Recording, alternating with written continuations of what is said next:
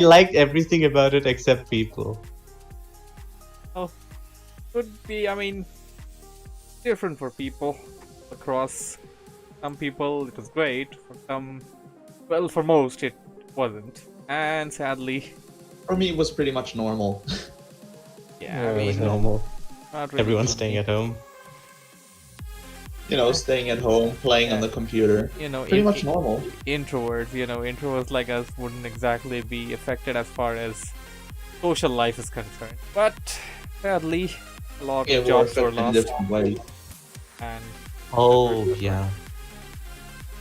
I mean, that also created a work from home environment. I mean, to be fair, this a good thing or a bad thing? Like, there is now an infrastructure for online education all across the world. Like, they're dedicated. They're not calling students to class anymore.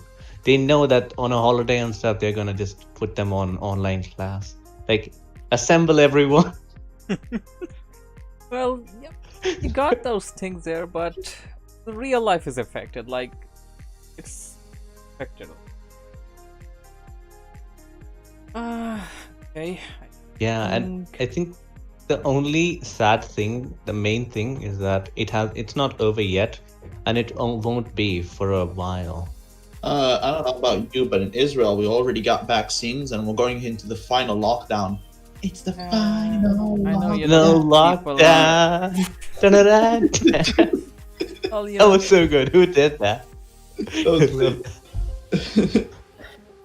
hey there. Hello. Are you recording this podcast or should I? Already started the stream there. Okay, so I guess shit. we have everybody that we need. A couple of more guys may Matters. join in that I did invite. So I'm gonna do the introduction and we're gonna cover 2020. Alright everybody, Nice. This is Stormy with a capital Z. I have been joined with Dan D16, Duct Tape, the original Stormy Z. Actually, I forgot to change it. that's not the original Stormy Z. That's Theodore, aka Vegeta, Baldira. and Yes. asking the Gapster. The cancer. Asking the Gapster. Oh my god. That's his new Oz name King now. the Captor. Oz King the Gabriel Gapster. is gone. Welcome to the Capital Z podcast, which happens during this time every single Sunday. And we select different topics, mostly related to games, and some of them related to the server. And usually, most of them have been a part of what we have done before and what we look forward to in the future. Without further ado, let's cover and go over topic for today, which is a retrospective of the year 2020.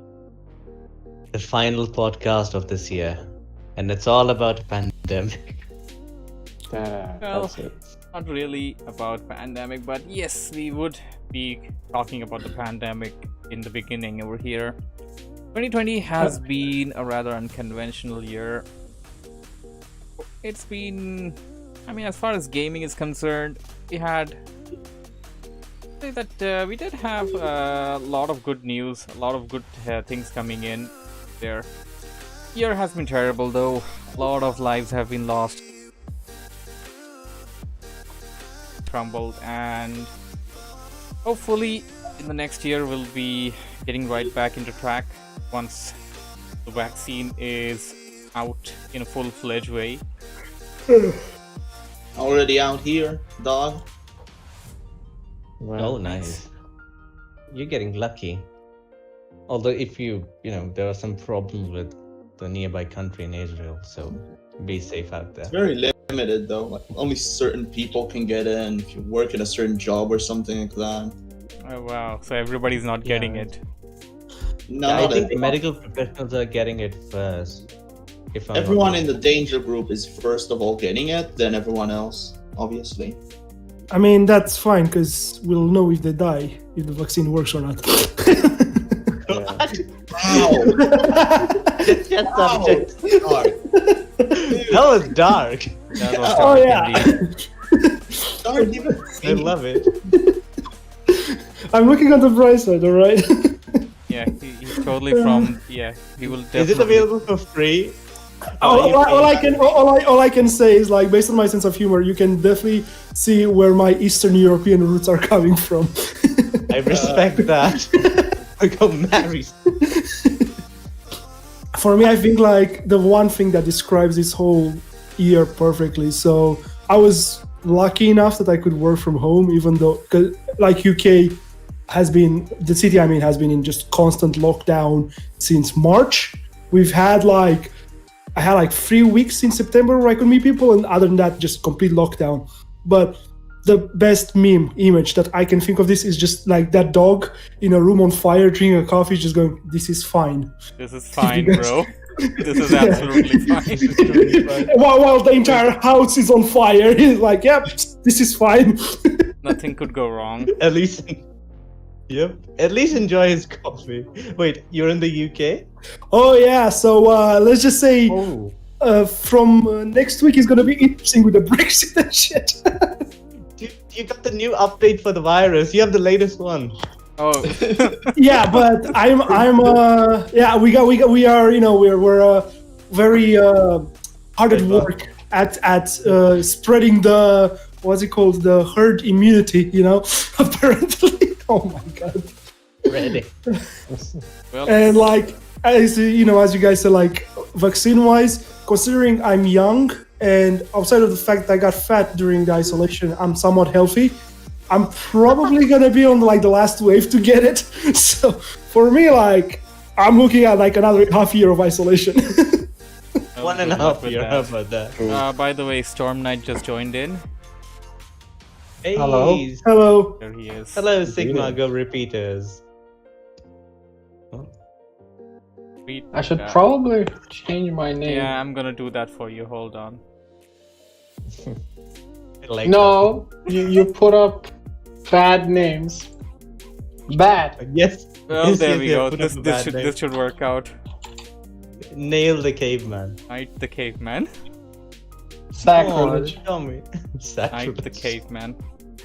So yeah, Knight the caveman. We were just about to begin the retrospective for the year 2020. We just covered up some real life stuff around and discussed about how things are going in there. Would you like to add something into that before we begin into how the things on the server went? No, I'm fine. I pretty much just wanted to say Reforce was the co-founder of 2020. Actually, yes, that's going to be our very first, you know, topic of the 2020. Warcraft 3 Reforged. Early spoilers. Early Wait, spoilers. Warcraft 3. Oh, do you mean Age of Empires 2 Definitive Edition versus Warcraft 3 Reforged? No. Actually, Yes. well, Yes. What? You're gonna What? compare? Definitive Edition Age of Empires 2 is fucking great. Like It's the real new- Reforged. It's the worst Dude. game ever. better than Warcraft. Reforged is fucking garbage. Whoever enjoys Reforged Garbage doesn't is have a a- brain. Garbage is a too much polite word for it. Exactly. Okay. Exactly. Okay, Exactly. before okay.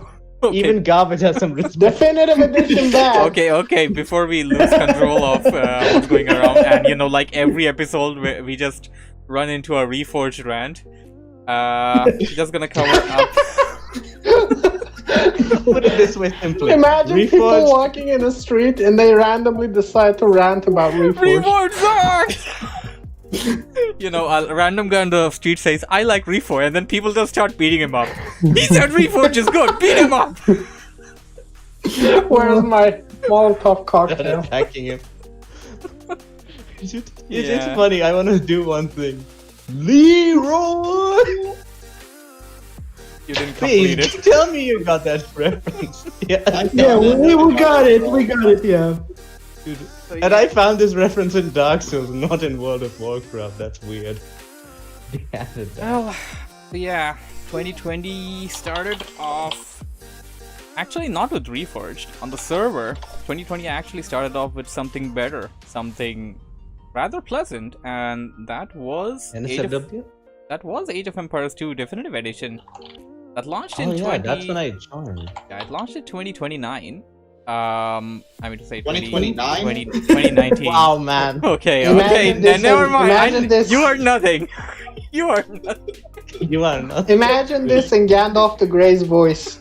All good things come to an end, my friend. So yeah, in 2019, I mean to say. So 2019, it was November. Yeah, it's probably November, I guess, or yeah, it was November. Yeah, it was on the 20th anniversary, near the 20th anniversary of the game itself. So that's nice. Yeah, that's when Age of Empires 2 Definitive Edition was launched, and there was a huge hype around it. I mean, even before the time when the game wasn't even out yet, there was a huge hype around it, and a lot of people started playing Age of Empires 2 HD Edition in a preparation for playing DE. They were hooked. They were pretty much hooked to it. Once DE was out, it came in with, of course, all of the new features, the remastered campaigns. The remastered campaign did it for me, man. Yeah, well, campaigns were kind of remastered. You had a couple of changes here and there, like the new man, No, they were not. Yeah, they added them completely. They specific changed things. Accuracy was retold, like stuff where Portuguese were like by Byzantine or something. They changed them to Portuguese. Like all the forgotten campaigns were updated. And they added they changed the maps as well, because I know I replayed the Vlad Dracula campaign, and it's so much better. Like, they just added voice acting, and they just changed how in the original you had just a very long, pointless introduction to it where you just moved around in like an empty place. Now you just get back into the action, like they redesigned the maps. That was really good. I don't know, I cannot talk about the multiplayer side too much because I mainly play single player, because that's what I like a lot about it. Because I cannot be stressed about multiplayer and strategies and shit. I just build longbowmen with Brits, and that's it. I have like a couple things to add to that. Oh god. So when it launched, I saw like at least 15% of the community, maybe 25% of the community complained that this is too expensive for a DLC. Which it's not. It's a remake technically, and like one of the biggest. Yeah, it's not just a remake. It even contains every single DLC that came before it. Yeah. Plus, it has a new DLC. Yeah, the new one is coming out. Yeah. No. It had the last cons. The new that is DLC true. You should refer that is true. You should refer that as an expansion, not a DLC. Yeah, because it's a few campaigns. It's a few campaigns. Yeah, that's an expansion. It saves expansion deals. Actually, expansions are truly DLCs. If you think about it, DLCs these days are. If you're talking technically, expansion and DLC are different. They should actually be categorized differently. Yes. And also, you guys need to remember. I think it was for this one as well, because I grabbed it for really cheap. Because if you owned HD edition, it was ridiculously cheap. 25% flat discount. Yeah, plus like it was totally like I think it was like $10 that I got it for. The biggest thing nobody is talking about, like I think nobody talked about in general, but I think that was the best change in DE. All the servers they added for multiplayer were dedicated now instead of peer-to-peer. So yes. So it's like there was no lag of the kind that I used to experience in HD, for example. Yeah, lag in HD was kind of ridiculous, even though despite of that we kind of kept on playing back then, but yeah, it improved a lot in DE. They added a lot of servers that you could even select manually that you want to go through with. So you can test it out with your friends as to which server works out best for everybody. There was a funny time back then when we were about 5 people from different regions, and the best server that we got for everybody was Central Korea. Central Korea. Yeah, well, it's not your North Korea and South Korea. It's right in the middle there. Time for a tower rush, boys. The other thing I feel like it gets a bit unnoticed, but it was huge, was the quality of life, like UI changes that they added to the game. Yes. And the pathing improvement, man. Like the pathing improvement. Pathing, AI itself too. AI itself as well, yeah, exactly, that is true. And you can have like the auto scout as well and all that stuff. And I just feel like all that stuff is like, it's so nice. And if you look at as just buying the Khan expansion, right? It's pretty much that price, but you just get everything else as well. No, actually, Khan came with the game. No. What I was I sorry. mean, if you had What only paying for the expansion, right? Yeah. What I was That trying to would say was still like worth if Khan was an expansion for HD edition, Uh-huh. it would still be worth the same price that we paid for the entirety of Definitive Edition. Yes, in my Completely opinion. agreed. I would agree with that. And There's so much content in these Age of Empire games. Like, you can have one $60 game in this day and age for just one of the expansion. Like, there's so much to do. And I think like in about a month, right, end of January, the new expansion is coming with 3 Mediterranean civs or 2 Mediterranean civs and 3 campaigns. Yeah, something like that. Yep, we get to be Three of able them, again. yes. That is, yes, a great news. And as you guys mentioned earlier, DE, or rather just Age of Empires 2, has a lot of single player content there as well, as Ducktape and Theodore both have mentioned earlier that they are mostly single players, as you know, how do you call Which this? Storm Solo will finish hopefully in the next 5 decades. 5 decades. 5 decades.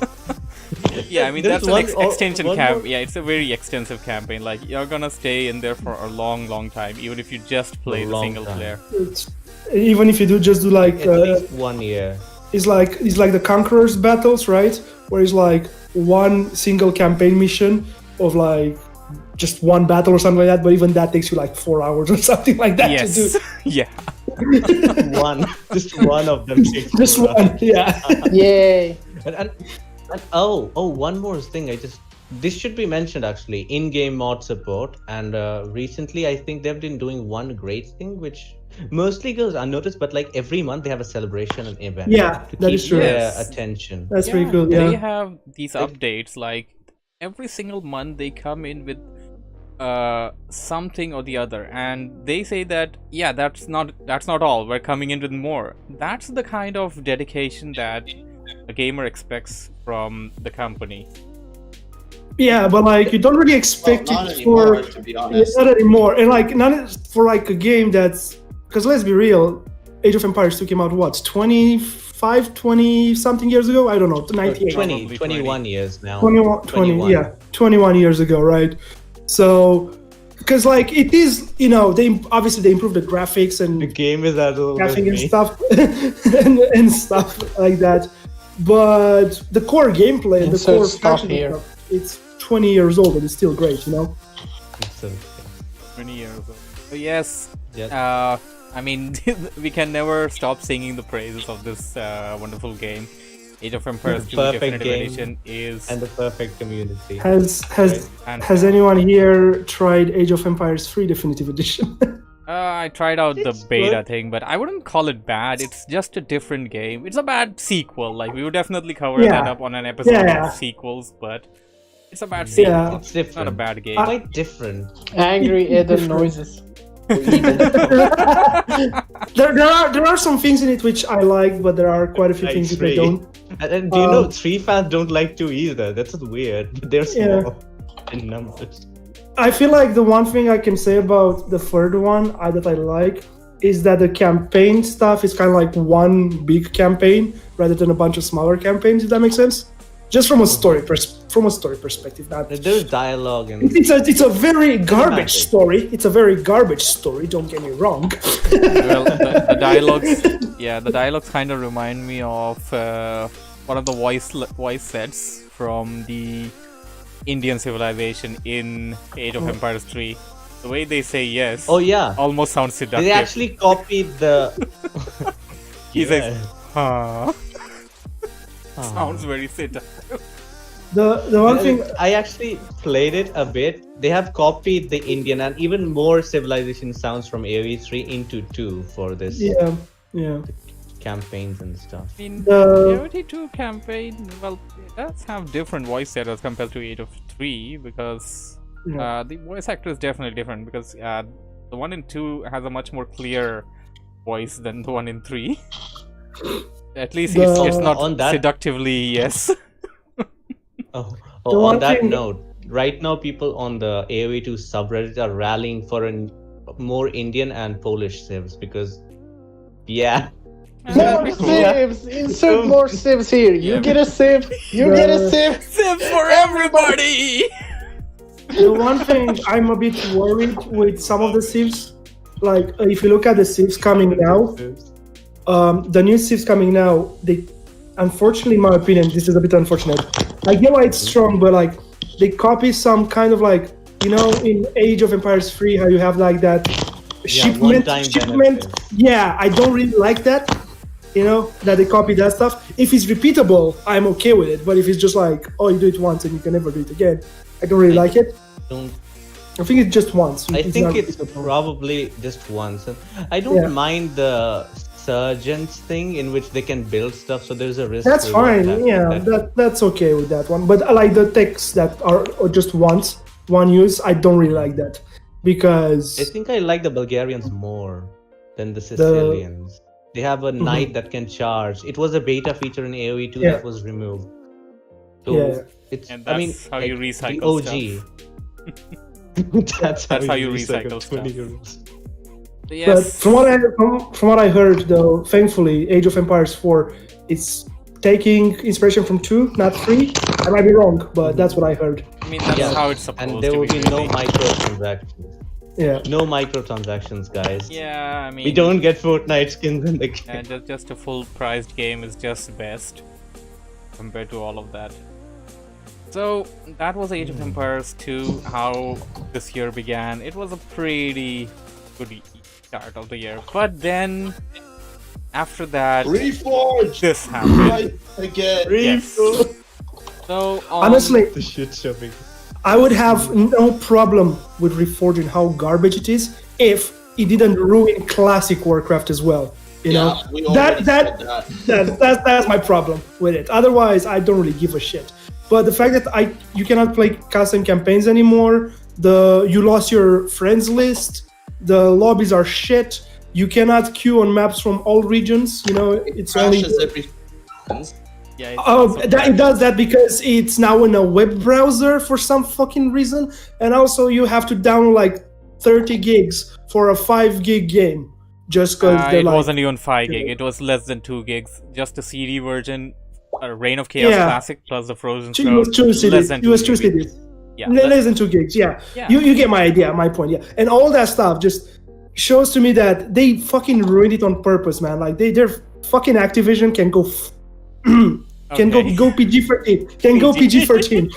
Yeah, they can go PG-13 themselves. They can go unalive themselves. Unalive. That's nice though. That's a real Does Age of Empires have some sort of instant kill command where you can kill your own units? Yeah. Delete. Just hit delete button. Oh, really? That's backspace for Rise of Legends. So yeah, Activision should just delete or backspace themselves. Yes, agreed. Backspace from existence. I feel like such a hypocrite because I despise Blizzard Activision, and for Christmas I bought a miniature from them because it was looking really nice. But I haven't bought any games from them in about. I know. I haven't bought any games from them in a year and a half. I've been playing Overwatch for free. Overwatch is free till Jan 4th, so if you want to go even more bankrupt, just buy Overwatch for free. I see. Here's the problem. I literally own every Blizzard game except Reforged and the latest WoW expansion because I was a big. Right? No, I never bought it. I never bought Reforged because I saw the fact that they were saying that they were going to change the story to make it more inclusive and bullshit like that, and I was like, LGBTQ plus? Yeah, and I was like, but they didn't do anything. They didn't even do that. They didn't do anything. If I can talk about that, I think the higher management deprived the resource. Yeah, management. The higher management deprived the resources from the game so much that they couldn't even advance some of those rhetoric that Theodore is talking about because they were originally planning to add both male and female version of just about any model. Yeah. If they could. And they didn't really do that. They just there's like 2 examples of that. I would actually have liked that.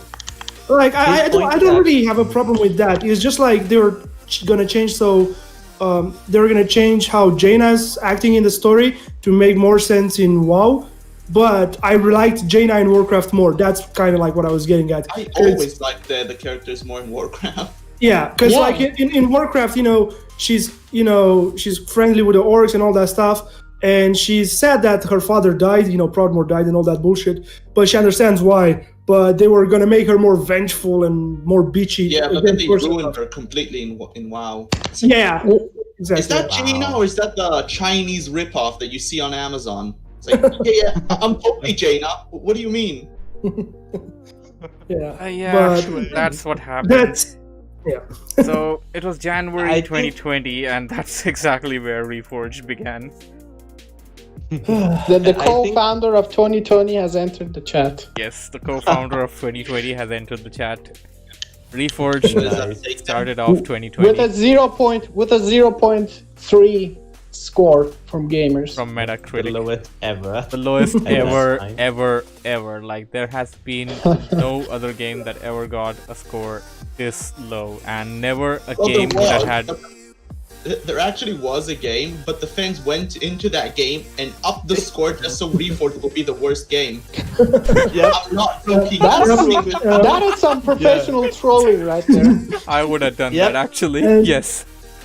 The thing that I find the saddest though is that they prove they can make remaster great, because like the Starcraft Remaster, like whatever it's called, it's fucking good. Like the first one. Yeah, it's. Actually I have- heard the StarCraft. Well, I'm going to just talk about that because apparently there's some problems with there were problems at the launch of StarCraft 1 Remastered, and there are still some features that they still haven't added from whenever it was released in 2017. But it's like how do you say that? Day and night difference.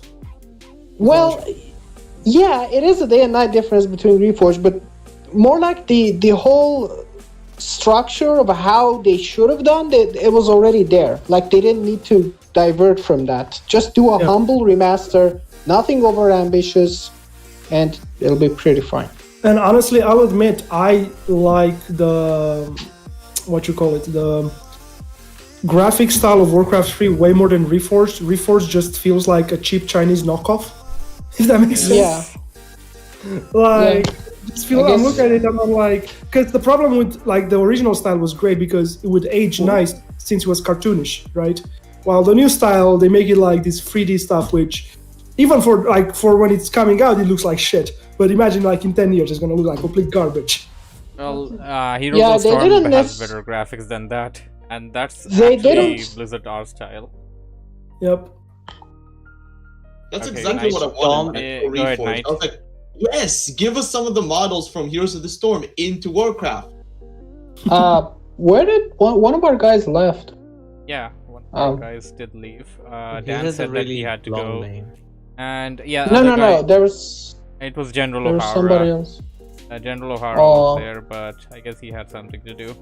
We should talk about more general 2020 stuff, but yeah, I will say the graphics isn't necessarily functionally good and artistically great. So Dude, did you see Sylvanas? Her head looks like it's detached from her body. It gave me goddamn nightmares for a week. well, Help those. So yeah, that Okay. was how Reforged began, and that's how our 2020 celebration well, kinda yeah, ended. for us, 2020 began with, I mean, first it began with good news, and then it slowly decayed, and then Reforged was released, at least for us in this server. Like the hallmark of like the ultimate evil thing that could happen was probably Reforged, I guess. Yeah, it's like, Hallmark. I mean, we were The Happy New Year tagline was ruined. that was supposed to be like the changing time for the server, and that was supposed to be like, it was supposed to be great, but it just got ruined, and we are still devastated But- by it till this date. Yeah, but we can talk about some of the other stuff to change the mood of the topic, I guess. Talk about no- other stuff no over sad there. stuff. Coming back to January now. So, coming back to the server, that is, I'm sorry. So that's how January began for 2020. Covering February, I'm just going over the schedule that I've had planned back then, and looking at the games that we were playing back from those times. February up till March, up till March when the pandemic lockdown kicked in, surprisingly, despite of whatever Reforged was, it actually did boost the Warcraft 3 activity on the server, despite of the entire rant and everything, and despite of Blizzard taking away features. Actually did Yeah, I mean, it's still like a boost of the broader Blizzard audience coming over to check it out, I guess. Yes, it did boost people in. It did intrigue people to get in and play, even if they're just gonna play on the classic graphics like we still do till the date. That temporary number boost. Yeah, that did, kind of boost the Warcraft 3 activities on the server. We were still playing Heroes of the Storm, but it was on a super declining level. And the other two games that were still running on the server were Age of Empires 2 and Rise of Legends. Didn't any of our games take actually like some form of a peak, like a good healthy peak in 2020? In 2020, I think Age of Empires 2 was Age of Empires 2 took the highest peak of any other game on this particular server. At one point of time, we would have more than 8 people in one voice chat. We would have more than one parties running at the same time. That was the peak of Age of Empires 2 on the server. This was great. I was actually in them at least at the start of the year. I used to visit a lot for that. It's just so good. And his streams, oh boy. Yes, the streams would always be covered up. We would always be covering up the streams on all of our games. Like everything I played, I would be streaming it as well and putting it down on the stream archive section, which I don't do anymore because of some reasons. And so on February, go ahead. By the way, can we talk about something? I'm actually really confused as to why doesn't your video get some form of views? Like, I'm actually confused. Is YouTube broken or whatever? The algorithms work really differently, and I mean, I have less time in general. But is all of your videos like green check marked for being good or whatever? There is such thing. I never saw it. No, it is though. I think you have to reach maybe you have to reach 1,000 marked so your videos are monetizable. Okay, about the topic of monetization, I'm gonna go over that. Well, I'll just go over it right away if you want. See, just getting 1,000 subscribers and getting the monetization mark doesn't do anything for you. Like, Yeah, but it does give you information. Like right now, you don't know if your videos are monetizable because the whole check marks aren't there, at least. The check marks don't matter. I mean, they have nothing to do with the viewership. What I haven't exactly been able to do is raise an actual viewership as far as 2020 is concerned. A couple of viewers here and there come on the stream sometime and go away. And a lot of it would have to do with the time factor that I can dedicate to it. A lot of it have to do, maybe my method isn't correct. There are a lot of things that matter over there, but as far as the monetization is concerned, my channel was partnered for a couple of years. Back in 2008, when I started my YouTube channel, and wait a second, when was it? No, it was. I think it was 2010. I really think, if you can allow me to speak, I really think you're doing something wrong here because, like, let me just scroll down your channel. There is this. Where was that? Like you did a week. You did a week of Empires on day 4, AoE 2 and AoE 3 question mark, and it has a single view. That's not possible. You're throwing a lot of videos. Well, why not? Why is it not? The main reason is that I think you're doing something wrong. I don't know. Like, do you leave video tags? You don't leave any hashtags in the title. I think you should do that. Oh yeah, that's actually important. Yeah, those are. But I think the main reason is that I think on YouTube is not a hobby platform anymore. It's a consumer entertainment thing now, and like big corporations and regurgitated content is promoted over there instead of hobby makers like myself. Originally, whenever I was doing it before, I kind of lost my job. Well, I'm not unemployed or anything right now, but the thing is, before I was doing it, I just mainly did it mostly like a hobby. I was like, okay, if it clicks in, if it clicks in. If it doesn't, I'm fine with that. It's just something I enjoy doing genuinely, and I would definitely want to continue doing. But I feel like you need to investigate into why isn't your videos getting views, because I think it should get more views than they have.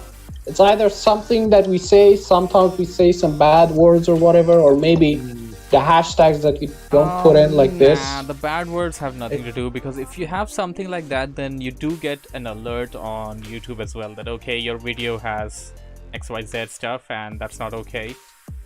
There are things like that. And no. It's not necessarily all full and warning. I need to tell you that YouTube doesn't necessarily put up like, hey, giant sign here, your video isn't. They kind of do some level of stealth level censoring, I think.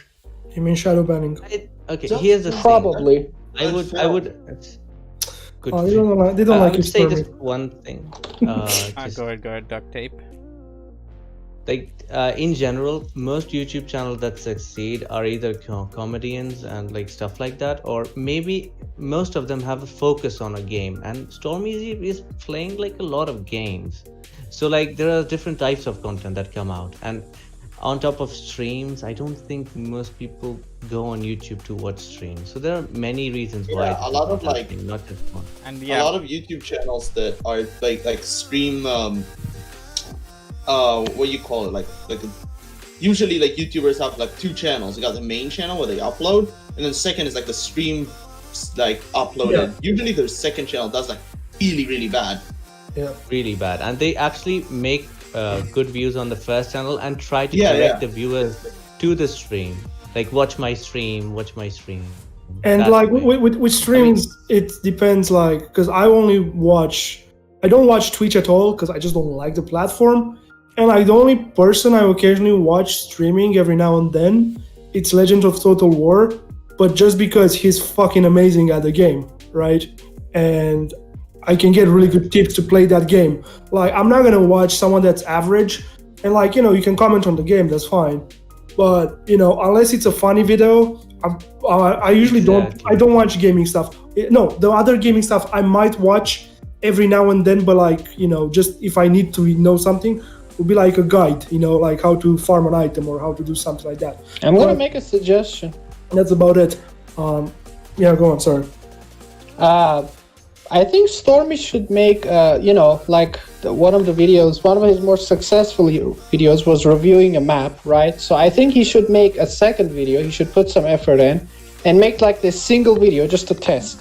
Reviewing a map, and I'll try to help him. What? I did. You should focus on the top. No, I'm not talking about Max Ramos. You need to do another one just to test, see how does the algorithm works. Well, I think I have this suggestion then. So this topic is kind of in the reign of creating some creative, peculiar content, something that people want to watch or think about on a daily basis, what kind of animals are in this game, or what kind of enemies are there. Something creative.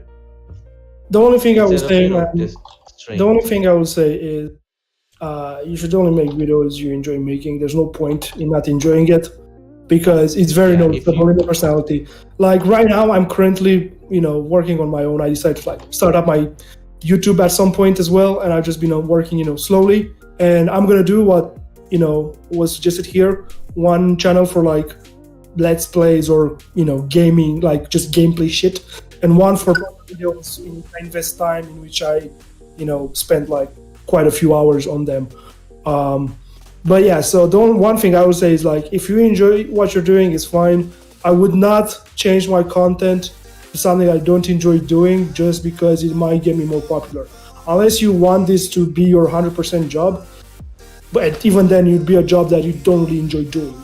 You know what I mean? But that's the thing. That's the big trade-off. Yeah, that's a big trade-off, of course. You have to either work by the rules of YouTube and like do upload every single day, upload the exact same video, become ninja basically. You have to See, either do that to be successful. I would contest with that because there's a lot of YouTubers I see that They're old. upload. No, not old, but they have been constant, you know, and eventually they found their niche, and they upload maybe once, twice a month, something like that. And they upload, for example, like you guys might know, you know, like Mandalore Gaming or Seth. No. Okay, so they do like, you know, they do really good reviews, but they're like one of them does reviews for like obscure games, and one of Someone them already does has a funny fan base, reviews. then they'll already have many views. Okay, here's the thing. This is No, how it but works. they didn't start with fan bases or anything like that. They just build it from scratch. And but the thing is, Everyone one, builds it from scratch. it took them like years upon years. So this is not like this is one thing I see people being deluded that they're gonna get overnight. Sure, there's like 1 in a million people that get popular overnight with like a very good deal, but usually that doesn't happen. You know, it's usually like you slowly build it. And second, like it depends on what you want to build, like content you want to build, right? So for me, for example, I'm lucky, you know, I have a decent job, I can afford a bunch of shit, so I don't need to really play by YouTube rules. Like I can just make whatever the fuck I want, and if I see that it's becoming successful, if people like it, then I can be like, hey, I'll open a Patreon or something, you know what I mean? But I won't, like, this is like getting money isn't my focus. If getting money is your focus, yeah, you do it daily, you do you know, play by, put all the tags, put all the, remember guys, like, subscribe, comment. Oh, I fucking hate when I see that in a video, but yeah, you put all that bullshit because people gobble it up, right? But you know, you need to enjoy doing it. I would not enjoy doing any of that, so I'm not, but that's just me, you know. If you enjoy it, that's great for you.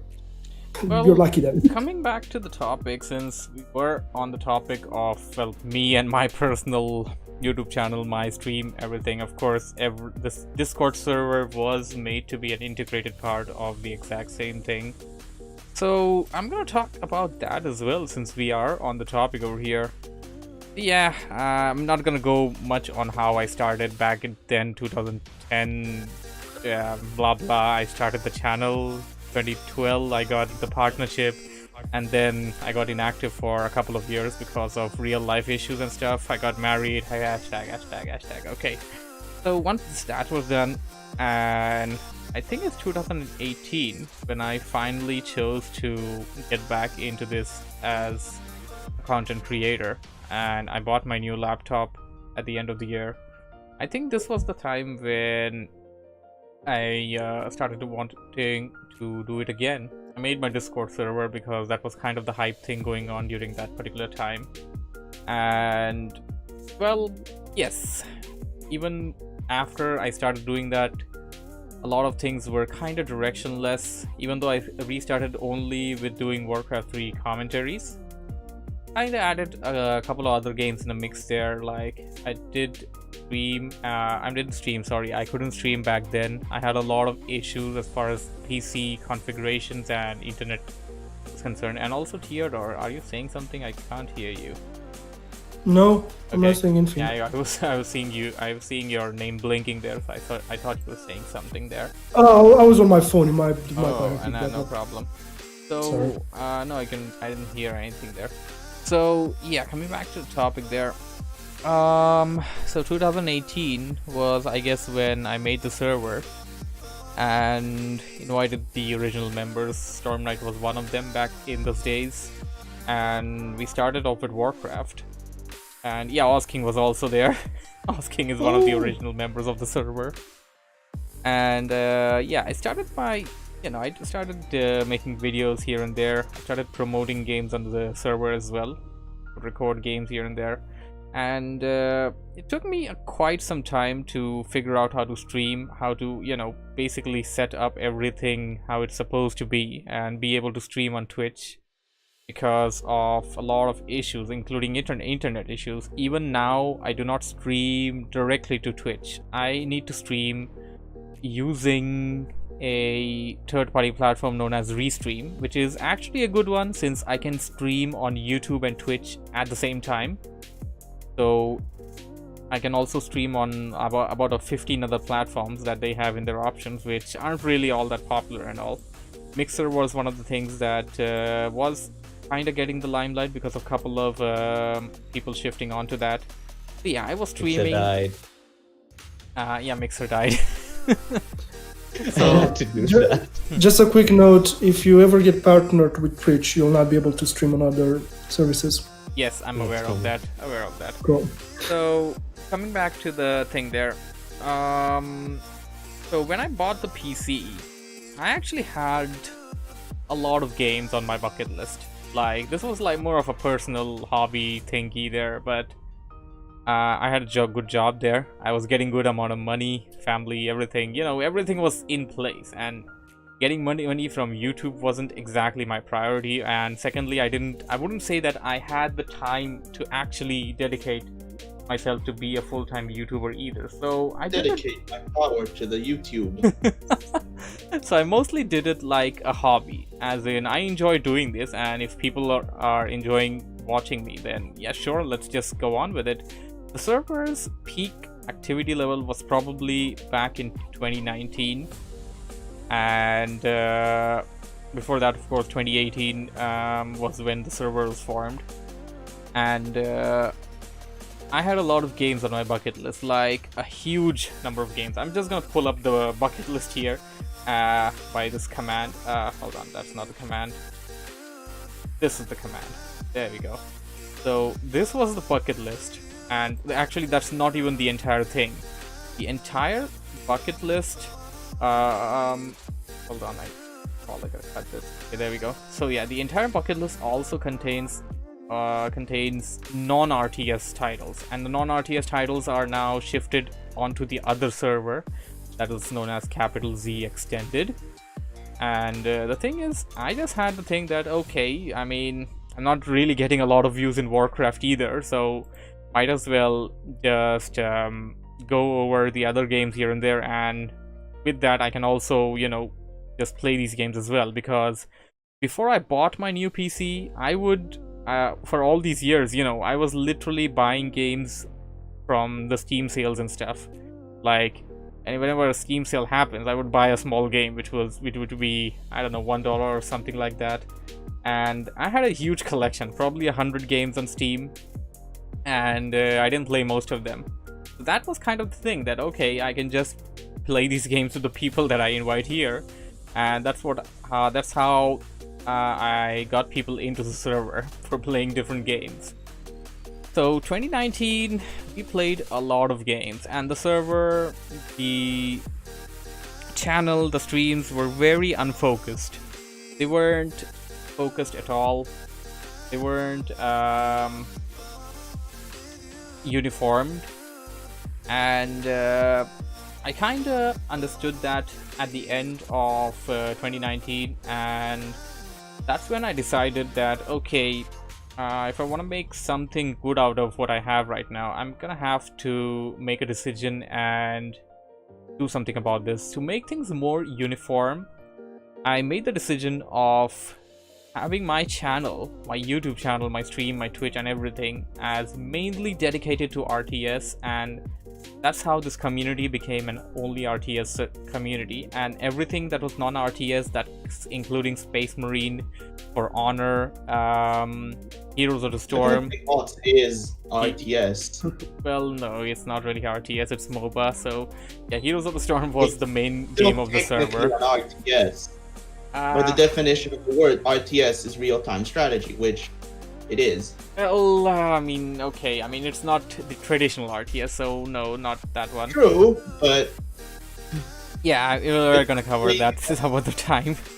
So yeah, that's the decision I made in 2020, around this time, February and March, when Age of Empires 2 was at its peak. I made the decision of converting the place into a RTS server and transferring everything else into another one. So that happened, and my streams became much more streamlined. So things were much more organized. I had made a schedule. This, that, and I would dedicate one day of the week for extended and the games overextended. And whatever are basically non-RTS. So 2020, March was when the lockdown began. And if we're going back into the stream schedule there, if we look at the stream schedule for February, post-March, basically March, April, May, June, we're gonna notice something that there are only 3 games that were running on the server during that time. And the 3 games were Warcraft 3, Age of Empires 2, and Rise of Legends by Storm Knight. But of course I wouldn't be playing that. Storm Knight would be hosting that on his own, and that would be a separate thing there. I would eventually add a couple of other titles here and there, such as Company of Heroes 2, Dawn of War 3. We got back into Heroes of the Storm a bit here and there, but it was mostly... It wasn't exactly how it peaked. Dawn of War 2 was among one of them.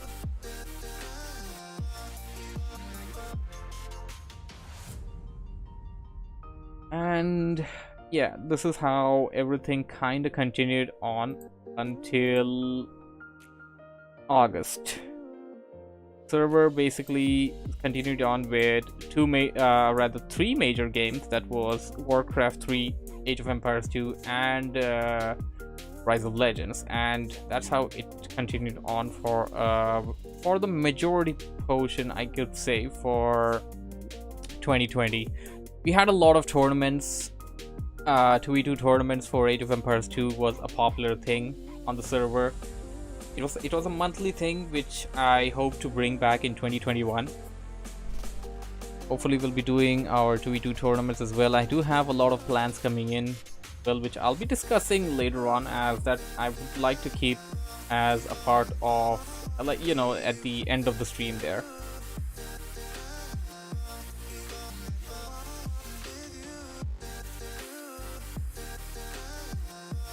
Awesome.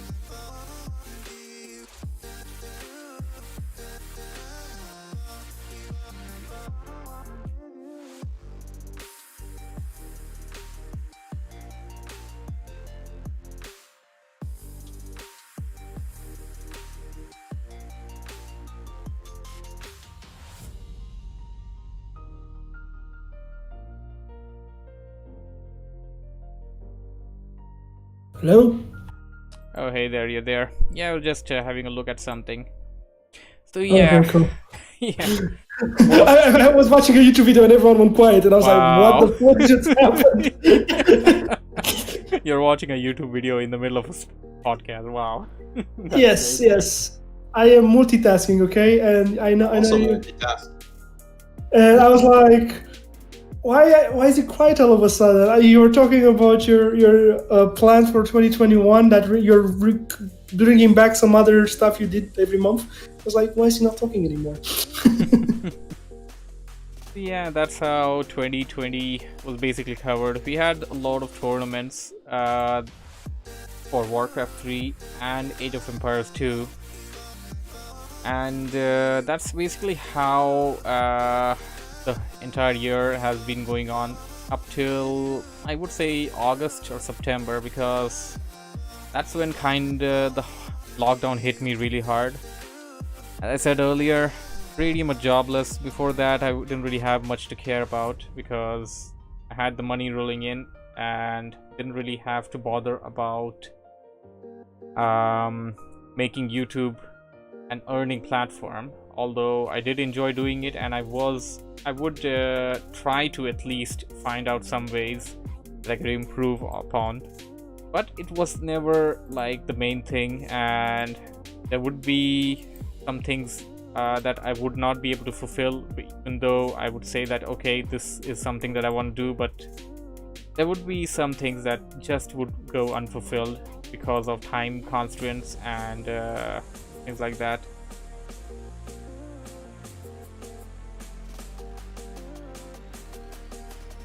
Fuck time constraints.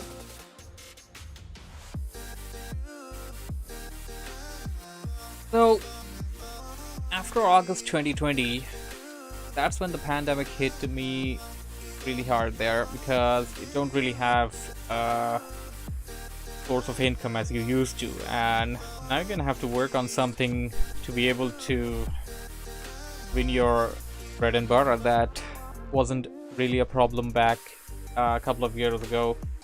And 2019 was also the year when I became a father. September 24th was the day when my daughter was born, and that spells a lot of responsibility there. So you did have to find out something to do. When the lockdown began in March, they said 21 days. They said, okay, a month. They said, okay, 2 months. You know, we were like, okay, it's gonna end. It's totally gonna be over and we'll be back on track. I mean, even if I don't get my current job back, I'll just look for another one and something would work out. I belong to the aviation industry, the airlines, and that particular industry has been affected the worst. Like the worst because no one's gonna travel. No one's gonna travel. Nobody's gonna be allowed to travel, and as long as nobody's traveling, Big Papa Z isn't gonna really be having a job in this particular field over here. So that's when the pandemic hit me hard. I had a lot of ideas as to what I would want to do.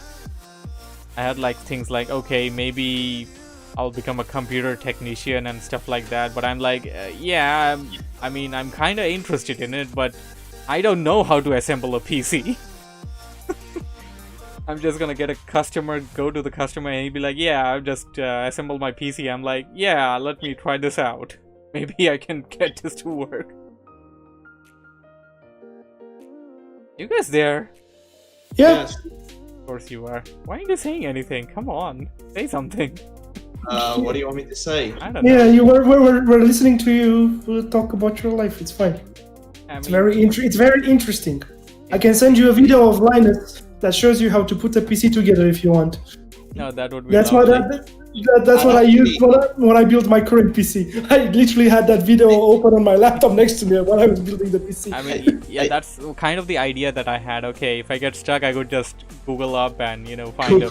Yeah, and yeah, the customer would be like, yeah, what are you doing, man? Fix my PC. I mean, I actually had like a computer disassembling/assembling class at school. It's pretty interesting. So I actually learned how to disassemble/assemble a PC. Yay! Well, I'm not saying I got paste in the processor every fucking time and I had to spend an hour trying to pick it out. well, the thing is, I was always interested in doing so, but I've been using a laptop since, I don't know, ever. And second thing that, well, I never really had the things spare available with me to actually, you know, hit and try, test it out, because these things are expensive, and unless until that's the main thing there. like for me, I built my PC in February, which was a god given because I built it right before the pandemic, and since I'm working from home, you know, I didn't have to carry the PC from work, which would have been fucking ridiculous. That would have been ridiculous. But the thing that, you know, the same, like, you know, during studies, I had like no money during university, and like the first year of working, I kind of like just saved money, but I dealt with the dentist a lot, and like, you know, took care of myself like health-wise, because obviously as a student you don't really have money for dentist and shit like that. Money! And well, I am in UK, you don't. Considering for one root canal and a few fillings, I paid about 1,500 quid. Yeah, it's not cheap. And then for PC, and I need to go back to dentist because I haven't been in a year, but I couldn't get out of the house, so that's fun. But yeah, and for the PC itself, I saved up for a while, and I honestly bought it at a time where I probably shouldn't have, because I moved to a flat to live alone, so that like doubled my rent pretty much. So I was paying 400 plus like 50 council tax, so 450 a month, right? With bills, let's say it would be 500 quid, and right now I pay 1,000 with bills, right? So it doubled that, and I was like, the best thing to do, buy a new PC. Thankfully though, since I know how to build them, the one thing is like, it took me like a day to build one online, to order the parts and stuff like that. Because if I were to buy my stuff pre-built, it would probably be about 3,000 quid, I think. And my computer with my desktop were like 2,000 quid. So it wasn't like, it was expensive, don't get me wrong, but it was like an investment worth doing, if you get what I mean, because I built a PC that's gonna last me like 2-3 years, you know. That makes complete sense, I guess. And since I work from home, it's actually really good. It's been really great having my PC at home, because it would have been, I would either have to bring my computer from work, or I would have to remote connect from my laptop, which is fine because I remote connect from my PC and it's still garbage. But with the laptop, you know, it's something else working on a, I don't know, I think 19 or 17 inch screen, and it's something else working on a 27 inch screen with like a nice 21 inch screen next to it, you know what I mean? Surely, I would agree with that. Surely, that's a different, completely different experience. Which sadly, when I was buying for the laptop, I didn't really have that vision in mind. But second thing would be that, okay, I didn't really have a lot of space where I live either. Yeah. I mean, I live in a pretty big apartment over here, as far as most Indians are concerned, because houses are pretty small and it's pretty cluster big, I guess. I mean, that's kind of a word, or it's densely populated. It's densely populated. That would be the right word there. Yeah, I do have my own room, but the thing is, I mean, that's just it. I mean, within the room, I didn't really back then think that, okay, I would be able to fix in a computer desk as well. So I used to like sit on the bed with a Chinese table and the laptop on it. But eventually I got some backaches, and then I decided that, nah, I need a desk, no matter like what inconvenience I need to face. I just do need a desk. So we got a desk, and it's kind of in front of my cupboard, but I mean, a bit of a hassle to open and close the cupboard, but it solved the problem for the most part, as far as my so, you know, being able to sit at a workstation is better than being sitting on a bed there. Definitely. Like, I know exactly what you mean, and like, it also depends where you put your desk, because I initially had my desk in my bedroom, because my bedroom, other than my bed and a big wardrobe, not a big wardrobe, just a wardrobe, not a regular wardrobe, and like a cupboard, it's just a big empty room with nothing in it. While, you know, in my living room, I have like a couch, I have like a TV, I have like a table with stuff on it. But I just, you know, I kept it there for like half a year, and man, my productivity just fucking went down the drain. So I moved it to my living room. I actually got it into a really nice spot in my living room. There's like a utility cupboard where I keep like the Hoover, that it's a bit awkward to open, but it's like, how many times do I use, you know, like I'll open that maybe once every 2 weeks or something like that, right? To Hoover the place. It's not like the most, you know, concerning thing or anything like that. But it feels really nice because I moved the couch around, and now I can sit on the couch and play on my computer from the couch pretty much, like, you know, like my controller and shit. So I really like that. And I got my consoles hooked up next to it, and my desk is pretty nice. It's literally just a basic table desk, I guess, which I got from work for free, because they're like, we're gonna throw it out. Does anyone want it? And I was like, I'll take it. Was a pain to carry home, don't get me wrong, but it was well worth it. For carrying. Oh, you're getting a free stuff there. Dude, I carried it myself. It was quite a trip. It took me, let's just say, a big plank of wood and a bunch of, you know, metal. Okay, so you literally dragged it to your home. Pretty much. But, you know, I saved like, I don't know, 70 to 100 quid. Yeah, I mean, so that's like totally want to consider that, you know, saving money is a big part there. Oh, so, also got a workout. So yeah, coming back to what happened there, that's kind of what happened with the personal part of my life there. Everything was kind of getting streamlined, where as far as my YouTube channel and my Twitch channel was concerned. But then, you know, I mean, if I'm not gonna make money, what am I gonna do for my family then? So that kind of hit me hard there, and I'm like, I gotta do something. I gotta find something, some method of earning over there. So with one of my relatives, he was looking to get into wholesale trading of vegetables, and that's where I came into play as well. I had a car and he didn't have one car, so we were like, okay, so we're just gonna use this car for transport and everything, and that's when we began the business there. So we began the business and we worked on for a month or so. I couldn't really make, I couldn't really have a lot of clarity in the work over there, so I was like, okay, kind of work together over here, but I'm not exactly having fun over here or getting anything lucrative, so you can just continue on with this and I'll just pack my bags and carry. I kind of understood the entire how the thing works out, so I'm doing the same thing but as a sole trader now at my place. So that's what's been going on in my life. So when I started it, it kind of needed the attention. I had like zero knowledge of how things worked out.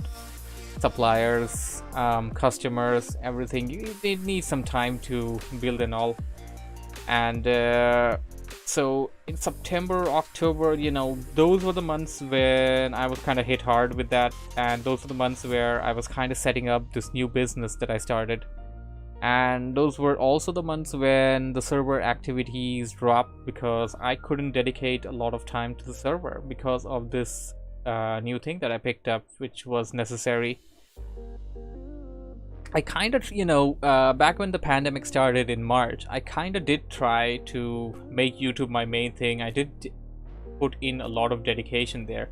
As Stormknight showed earlier, as that video comparing my stream video to the other video there of this Hollow Knight thing, of the hashtag tags and everything.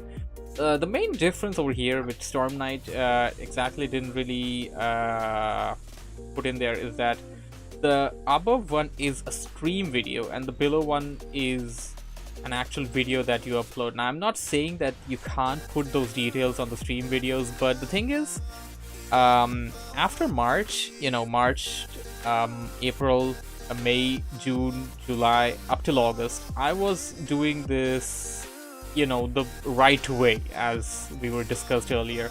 Put in the titles, put in hashtags, put in descriptions, put in tags, share it on all of your social media platforms, share it on Discord servers, share it with your mom, I don't know, just share it with everybody and have them like it and stuff like that. I was doing that. I was kind of there, and I wouldn't say that it wasn't working out. Things were moving in the right direction, but because of this money issue, this was just a thing that kind of destabilized that, and I was like, yeah, this is just gonna have to wait, just like it had to wait about 10 years ago.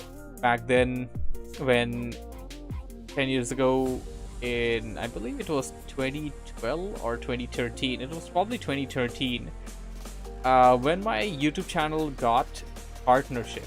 When I finally managed to score the partnership for my YouTube channel, I did have a viewership back then, by the way. I had like 700 subscribers on my channel, and all of my videos would get at least 200 to 300 views. There were a lot of viewers back then, and Warcraft 3, as far as Warcraft 3 was concerned, like there were about max like 10 commentators on YouTube, and among the 10, there would be like 5 of them that actively uploaded Warcraft 3, and I was among them. So I was getting views back then.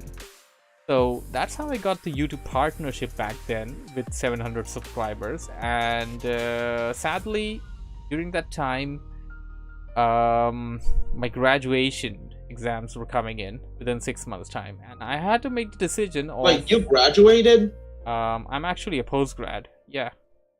I'm joking. He's a boomer. I'm a postgrad, man. So in 2013, that's the year that I graduated. So yeah, that's when I had to. I were insinuating you're uneducated. Wow. You think I'm a caveman? So yeah, back then in 13, I was like, I had to make a decision as to, do I want to spend time on YouTube or do I want to study for my exams? And obviously I chose the latter because... not that obvious. I mean, you kind of these decisions, they're just there. You just kind of make these decisions in life, and you just have to go with it if you... Oh my God, I'm joking again, dude. Yeah, I know you're joking. I never said you're not joking or said you're wrong. To be or honest, your anything. location also, and plus you're probably studious on something. It just pays a big part. Well, I mean, I would say that I was kind of studious as well. In my 12th, I scored the 2nd rank in the college, and in the grad, that's my BCom. I was valedictorian. I was the first. I was the first ranker in the college. So yeah, that was the thing. At least, you know, giving up, well, rather putting a delay on the YouTube there kind of got me that. And then I got a job. I got married. Things worked out well, I guess. So Princess time. yeah, that's how things worked out. So yeah, this time as well, I had to put this on a hold as well. So after I got the business into a stable format as to I know, okay, this much time I dedicated this much time dedicated to this. I know I have this much time left which I wanna dedicate to my YouTube channel and my stream. That's what's been happening around with me post August. That's how things have been working out, and I have a couple of ideas that I want to be implementing real soon. Sadly, have been some hiccups here and there. Hiccups caused due to a new problem. Yes, because 2020 isn't over yet, guys. So yeah, I mean, discussing a lot of personal stuff here, but yeah, there's kind of they're just kind of the part of everything that's going on over here. So yeah, I mean, the building kind of went into the government renovation thingy over here. So where I'm living, it's also currently being renovated by the government's people. So they've already taken one end of my house and they've started renovating it. So I mean, yeah, that kind of destabilized me a lot over here because I had everything planned in well as to how I'm going to tackle my business and my YouTube channel at the same time. I'm gonna dedicate time to both of them without having to compromise any. And so yeah, that happened and that kind of destabilized me. So since the past 2 weeks I haven't been able to do too much as far as content creation was concerned, but I was kind of here and there tagging people in. Osking and I played a couple of missions on Warcraft, and that's kind of the new thing. Well, it's not really a new thing, it's just a rebranded thing that I brought in, and I hope to be doing it a lot more and hope to be promoting it a lot more in 2021. It's called Co-op Campaign Nights. I pick a random ally, well, not a random ally, a random ally joins me in, and we go through a campaign of a selected game. Currently we have a session of Warcraft going in. We have sessions of Starcraft as well currently ongoing, and we're gonna be bringing in more such as Dawn of War is gonna be in the list, Halo is gonna be in the list. What other games do have co-op? A lot of games that have co-op there, so there's gonna be a lot of co-op games on the list as well. I have a couple of ideas planned in, like instead of having our traditional approach to the schedule, we're gonna be having an entire week dedicated to one type of one series. So this November was the trial period of when we had it, and it went in very successfully in my personal opinion. The first week was the week of Eternal War, which was the Warhammer week. We played Dawn of War series, Space Marine, and we even crowned the new champion of Eternal War in the Dark Angel through that week. The next week to that was the Week of Empires, where we played Age 1, 2, and 3. We played a bit of Age of Online as well, the game that died, but then got revived by Project Celeste. After that was Battle.net week, which had a couple of it had a couple of hiccups. A lot of people did not look forward to it too much, but we did have it go through. And Night is gonna make a lot of noise there. Night. After that was Path of Exile, and December was here. So we're gonna have this pattern continue on in 2021 as well. And 2 or 3 things that I plan to do more than the other things would be Warcraft 3 casts, co-op campaign nights, and team games. Team games with Z will be the brand thing there, and I'm gonna try and promote it with that. So, welcome back, Knight. Left off at a point where we discussed a lot of things actually. I guess that's nice. I can rewatch the stream. Watch the stream there. So yeah, I kind of covered up a lot of things as far as the things that you mentioned earlier about why I'm not getting a lot of views and stuff like that. So that's my story behind everything, and we plan to hopefully have a better year in 2021. So, does anybody have something to say? I guess I have something like in defense of 2021, right? Because we all talked about the bad shit, but due to 2021 being a lot of corona and my school having to be closed down multiple times, 2020. I actually got I've done all my tests and got really I actually passed a lot of tests that I don't think I should have if corona did not affect my score. Dark arts. Thank you, corona. Defense against the dark arts. Thank you, Corona. Thank you, Corona. Yeah, Two words you wouldn't expect to hear beside each other. We're gonna end 2020 saying thank you, Corona. I passed the exams without studying. We're gonna have doctors that... No, I studied, but it was just a subject I did not. Congratulations. We're gonna have doctors performing surgeries that never had to give the exams in 2020 then. Just a joke there, of course. Because of course, they won't be giving away doctorate degrees just like that. Nah, they're giving free doctorate degrees in your server. Doctorate degrees for you! Doctorate for you! For everybody! Yeah, I think you're gonna enjoy once you rewatch the stream night, because I also went into the personal stuff surrounding my life and all, as far as 2020 was concerned. Don't worry, you can skip that part. I'll just skip the whole thing, never mind. So, anybody has anything to say about 2020? Anything more that we haven't covered up yet, that is? I don't know, what did you cover? Wow, that's actually a good question. Well, we covered on how the server went through. The main 3 games that were actually played on the server in the entirety of 2020 were Rise of Legends, Warcraft 3, and Age 2. Oh, did you talk about Rise of Legends? Yeah, we did. That's nice. Because Rise of Legends was... Yeah, you guys did, but none of you played, so I don't know what did you say.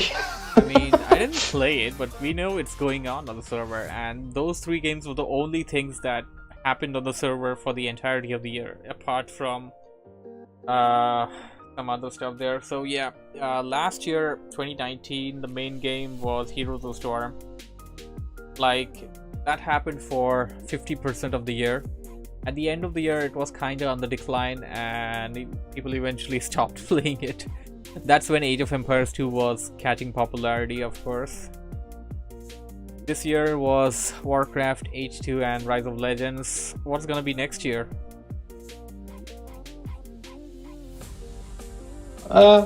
Next year's full of surprises. I don't know. Maybe some free game Yeah, probably will come to our rescue. Candy Crush Saga. I feel like Candy Crush Saga is gonna make a comeback. No, get out of here. Heresy.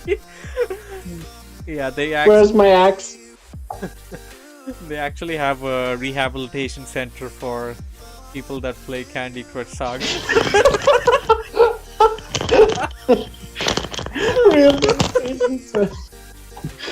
Okay, clearly you have a disease. Don't worry, we'll get it out of you with a flamethrower.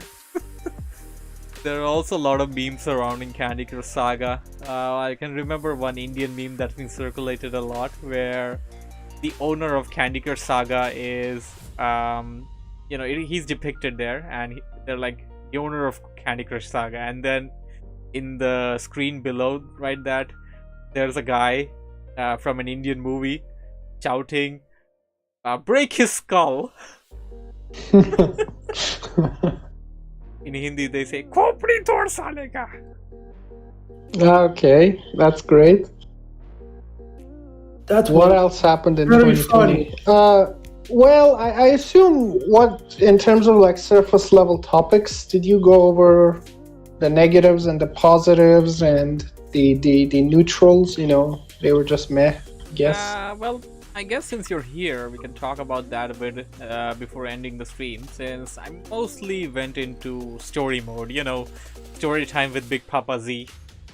It's story time! Yay! Do you guys know they're making a mod for Battle for Middle-earth 2? Like fan-made stuff. Oh, as the game. yeah, Okay. they need to rebrand it, and they need to rename it immediately, because that's called Reforge. And that can never mean good. Yeah. The name itself is going to grow it's going to grow tentacles and destroy the game. Also, Reforged, by the way, Reforged was mentioned by, if you play the human campaign in Warcraft, mission number 2, where Uther is defending the base and Arthas goes to kill the orcs. When you go for the side quest and you meet the dwarf guy and you complete the quest, he says, "Now I will reforge your weapon to strike with searing heat." He saw Reforged coming. He saw Reforged coming. He saw the end of the world. He saw the end of the world. Reforge is probably like a searing heat. Yeah, it's a searing heat. It's an orb of fire that just basically destroyed Warcraft.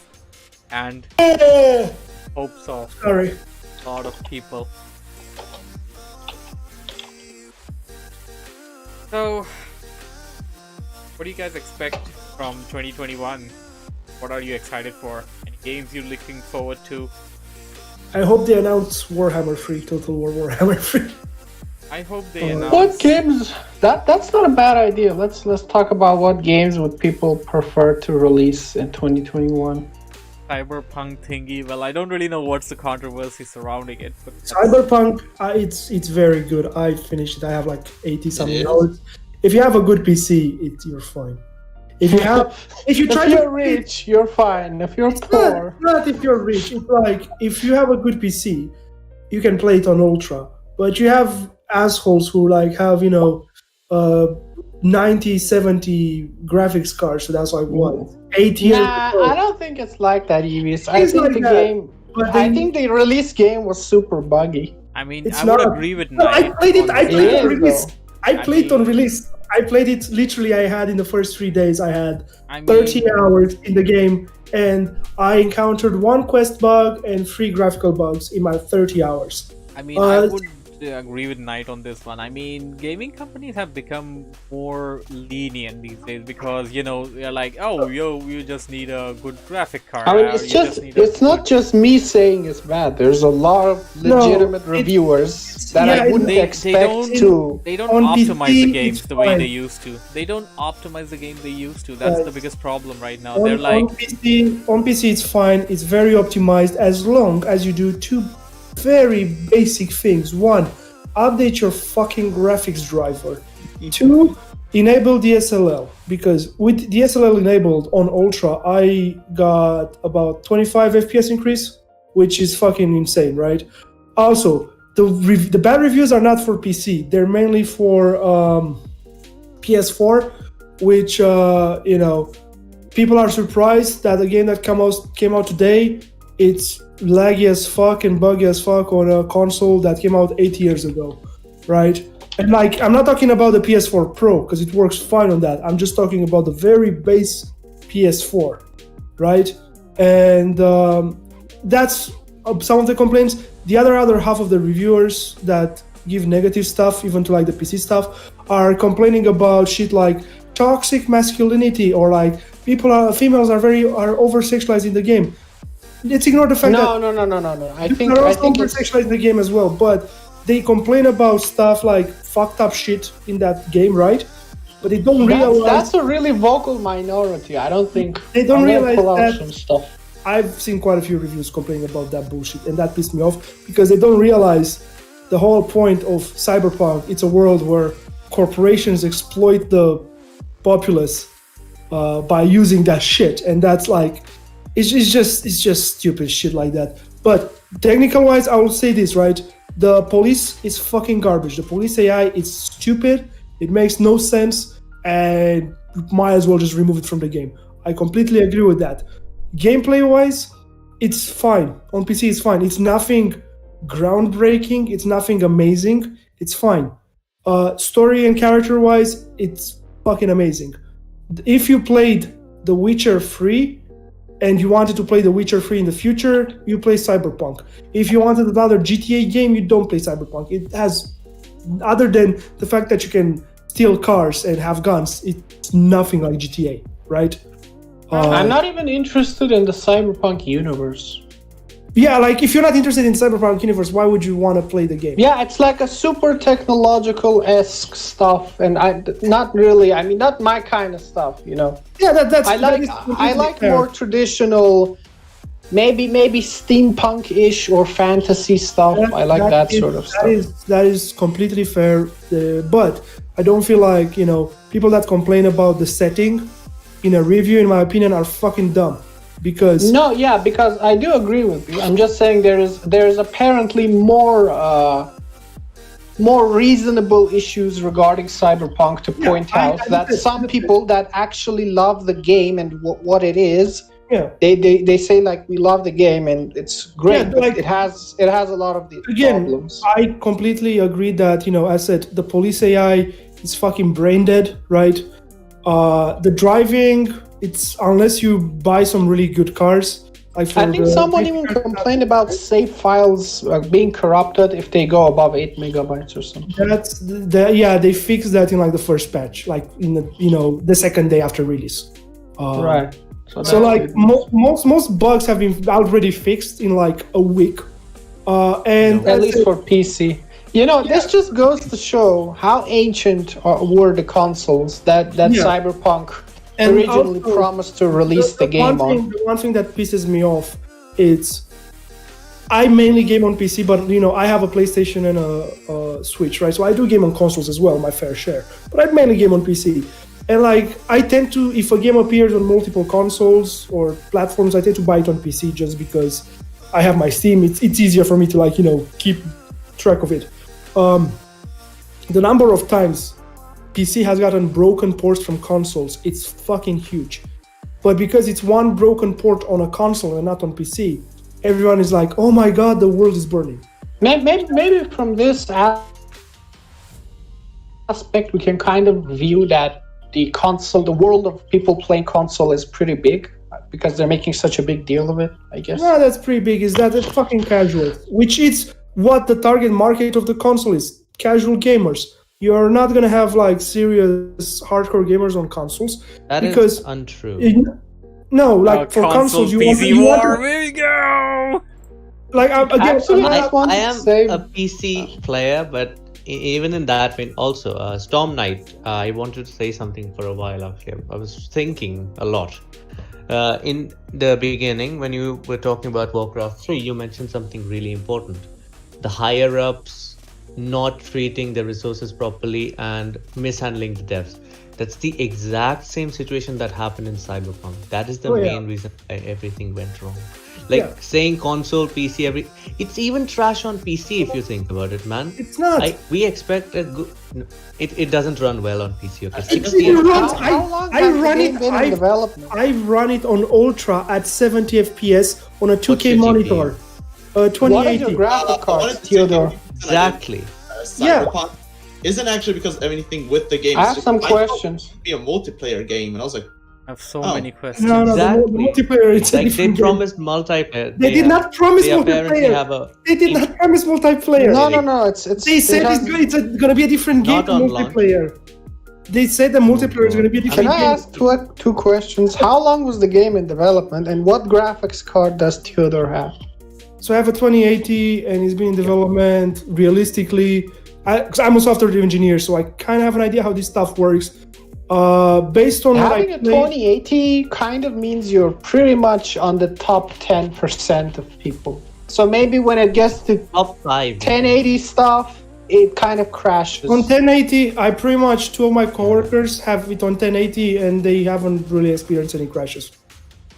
No, Here's not the thing. not more like the game instantly crashed. More like having a lot of problems. They haven't had problems. Again, pretty much everyone on my team list that bought a game has 50 plus hours, and sure, I have my PC. You can justify the game itself, but here's one thing nobody can justify: is the game didn't become the one game to like rescue 2020 or be the one game that's going to be. Yeah, but awesome. that was I the don't problem. get the vibes from that it. was the problem with idiots overhyping it for no reason. If I have to agree with this part. if you I play, have to agree on this part with Theodore, because with Warcraft 3 Reforged, a lot of people were like, "Oh my God, Blizzard is going to completely recreate Warcraft 3 from the ground up." so And they Overhyped. didn't even read. They didn't even read the fact that Blizzard said we're not changing the engine. yeah, Me. and here's the thing, That was right? me. Here's the thing I did with Cyberpunk, right? Oh god. If Bad you watch, for me. if you watch their videos, like they had a series about, I think like this summer that released, where they went over a bunch of features that will be in the game. Pretty much most of those are in the game, right? Or they might be like, you know, like, oh, the computer, the police that chases you and stuff. No, the police is fucking garbage. That it's in the game, but it's like a token thing. I will again completely admit to that. But the thing is, like, people just took it out, like just started like overhyping it a lot. But if you played Witcher 3 before, like on release, you know what you would get. You will have a few bugs. That is fair enough. You will have average It's not gameplay. fair. Actually, I would like to cut you I think on that Witcher too. 3 is probably Having far higher in problem quality on a game, and stability, at least. it was slightly. But here's the thing: like normalizing bugs and problems and downgrade it themselves, and just accepting that as a thing of life is not something we should do, Mate, because mate. there are many I would games agree. that don't No, have. you don't especially understand indie. a game. Well, that's the point, especially indie, because indie games are fucking small. You can test them I easily. do play indie games. No, that's I the went point. and- Like, And actually, indie indie games- games actually, you know, they do take care of this They value more. the customer. yeah, Yeah. it's They not that value about the it. player. They have Like, they isn't have that important? smaller games. They have way smaller games. I can tell you, like, a big fucking software, you can, you know, do a bunch of testing on it. Like, at my work, I do a bunch of like rendering testing and a bunch of other stuff, right? And I Here's the thing: do stuff. one No, game no, that the problem is, I would be okay. so what I wanted to get at is, like, for a game that's this big, because pretty much every fucking game that's been this big in the past 10 years has been buggy at launch. GTA 5, Red Dead Redemption 2, Witcher 3, don't get me started on unoptimized don't get me started on Andromeda. But the problem is, how to put it, a lot of stuff you just don't see it in testing until you have millions of people playing it, and you can encounter it. That's Kind I of right, think- but the thing is, you kind of want to fix that as well, like as soon as possible, because a lot Yeah, of no, games they, do they, come I out. have they released one like big 4 patches gripe of it. against his argument, like one super big gripe. Like, this may sound coming really off big, but here are a few games that were not buggy at all at launch. All right. Titanfall 2, Doom 2016, Doom Eternal, Doom three Eternal- AAA games. Okay. No, there. Mm, I played them at It launch. wasn't wrong. I played them at launch. I played it and at launch. I played it. I could not run them on my Doom PC. Eternal is a thing? I thought it was. Wait, Yeah, oh, Doom that Eternal. was and amazing. Doom I- Eternal I- was actually a my Doom game Eternal, a AAA had- game, okay? I tried It to play looks so them- good and it still runs That's, smooth well, as hell. it's an actual thing? it's Dude. also, well, that's your experience with the game, Why? right? My Don't experience do with the game that. was very buggy. My experience with the game was very buggy. When I was rotating the I was camera, running a 960 when I played Doom Eternal back then. I was running a 960 Yeah, so, GTX and it still again, ran fine. well, that's for you. And as I said, That's Cyberpunk will run optimization. fine. But no, that doesn't. It wasn't optimized for newer cards, because for me it ran like dog, right? When I was moving the What does camera it mean by around, all cards? There is no Newer. card optimization, to be honest. Like Oh, it can be there is Nvidia or card AMD, but there is no card-specific optimization. there is card-specific optimization, man. There is. That's unrealistic, man. It's not. All big software kind of do it. Nvidia works with the software company to update their own software. Nvidia works, but to they make have, it- for example, ray tracing is only supported via cards, which is acceptable. Yes, because Nvidia has ray tracing readily available. Yeah, It's but not available on it's AMD. different types of ray tracing and other bullshit like that. Here's But the my thing: point you might be cannot like- gatekeep gamers because they don't have the best GPU. I'm using a 1660 Ti right. It's still Well, an that was upgrade that was from that was my 960. point. That was my point. I played Doom on a new GPU and it ran like shit. That doesn't. For me, so both for me, Doom games ran perfectly well. For me, And yes, when I there played were it, problems down the line, but for the most part, it wasn't as bad as Cyberpunk. I would say that. Anyone you played can Cyberpunk? agree with that. have you played Cyberpunk? Hmm? Have you played I've Cyberpunk? been one. Here's the thing: yes and no at the same time. I played it without with a friend share, but yes, I have played it, For how long? and it's bad. For about how long? 2-3 hours. And we have been wait, let me complete it. And one of the friends who owns it streamed it for 10 hours straight. And we were laughing at the bugs and stuff. So I have an idea good, and we did that twice. All right. Well, So, as I said, I'm for not me, for example, Doom. saying anything. When I started the game of Doom, and this is why I consider Doom a fucking garbage game, because Why? when I started the game, I was like, okay, let's play this, and I checked my drivers were updated, everything was fine, and I went to move my camera, and it moved like kind of like teleported, and then brought the the motion sickness stuff with a delay, and it just was so I just think naggy you're and not used to grating. FPS games, maybe, or maybe Why you are you played. ready? I literally put Like 100. Doom I literally Eternal put is the 100 best hours. FPS I games put in 100. mind. I put 100 hours into Cyberpunk. How am I not used to FPS games? Well, maybe you weren't used to it back there in March because Doom Eternal run really fine. Considering I have hundreds of hours in Counter before that game came out, I think I'm used to FPS games. Well, Like- You're just not appreciative of Doom. If Just you're because- thinking about games Year that- 32 of the second we could age. conclude that some games just work on some platforms and, well, or rather, graphics I cards. just wanted to say one of the games that I was looking forward to release in 2021. It's like a myth. It's not going to happen. But it would be great if a Command and Conquer Generals 2 would release, or some form of remaster. Wasn't there Oh. already a general? Command Conquer Generals 2 was actually in development, but they canned it. Yeah, but if they like somehow try to salvage and actually make a legitimate good game after doing a pretty nice remaster, it would be awesome. Would actually Wait, be a great isn't follow-up. General 2 already a thing? No. General 2 never came out. It was in the horizon. mobile It was game. in development, but then it's EA, right? Yeah, there's a I mobile knew game it. now. I knew it. Yeah. So Yeah, yeah. they released a mobile game about a year definitely ago. remember playing Generals 2. Oh, yeah, there we go. Asking played Generals 2, guys. He's from the future. Whoa! No? Generals 2 confirmed. No? I remember playing. Well, you probably I have. think. I mean, it's Look, I okay, have terrible Asking. memories. Yeah, there we It's go. very nice talking about Red Alert 2. No. but- Generals 2 is completely different. It's completely a different thing there. No, I know. No, I know, Generals. Ozzy, do you remember like the Command and Conquer Generals series? General 0 Hour. Go on. Oh, General. wait, is there multiple generals? Yes. Yeah. Oh, okay, so The- that's where the confusion comes from. Okay. 'cause- Yeah, so here's the thing. There is the entirety of the title is referred to as Command and Conquer. But they have some sub-genre stuff. The main is the Command and Conquer, I don't know the specific names. Tiberian the first- Assault, Red Alert. Yeah, Tiberian and- Assault, and then there was Tiberian Sun and stuff like that. I think, and then there is browser version. Command and Conquer Tiberium Wars 3, or the Tiberium Twilight, which is the fourth. And then we have subgenres like Red Alert 1, 2, 3, and then we have subgenres like Generals 0 Hour. Okay, I was And thinking about General Z Hour. Okay, that's Z where Hour. the confusion. yeah, Z 0 Hour Hour. is the one that's Z hour. Z hour. 0 hour is the one that's more like. Yeah, you that know, was actually in a our good world. expansion there.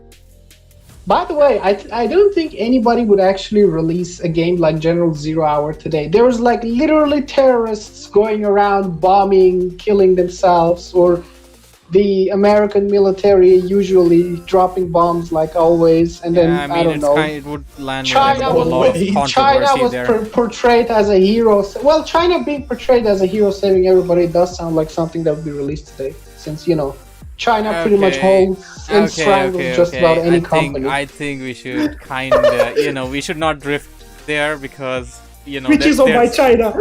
there's kids watching the video. China. China. It's China's fault.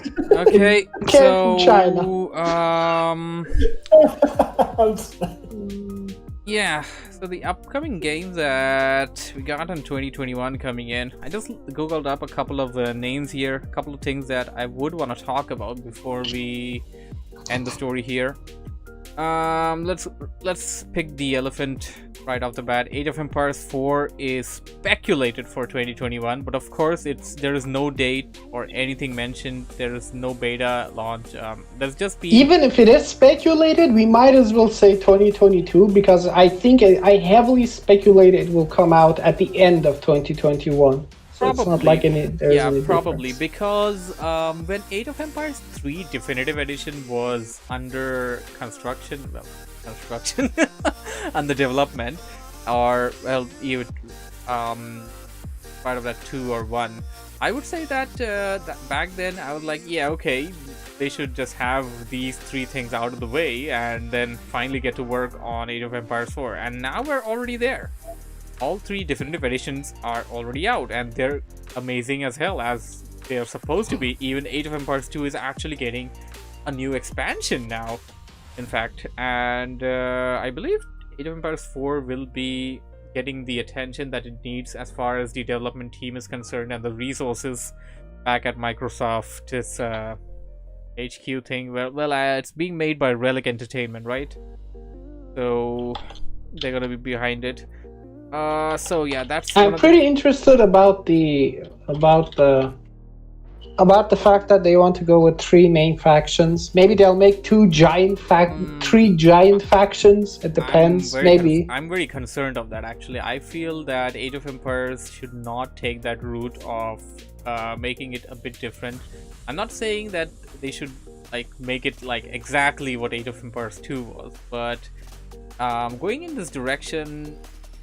Some people are kind of disappointed because they're expecting Age of Empires 4 to be set in World War I history. No, I don't want that. I don't want that at all. Like, no ways. As for me, I kind of like their current idea, but what I'm mostly like. What is their current idea? 3 big factions, not like fucking. Yeah. I don't know, 8 or 10. And the 8 is a. 3, like a small number.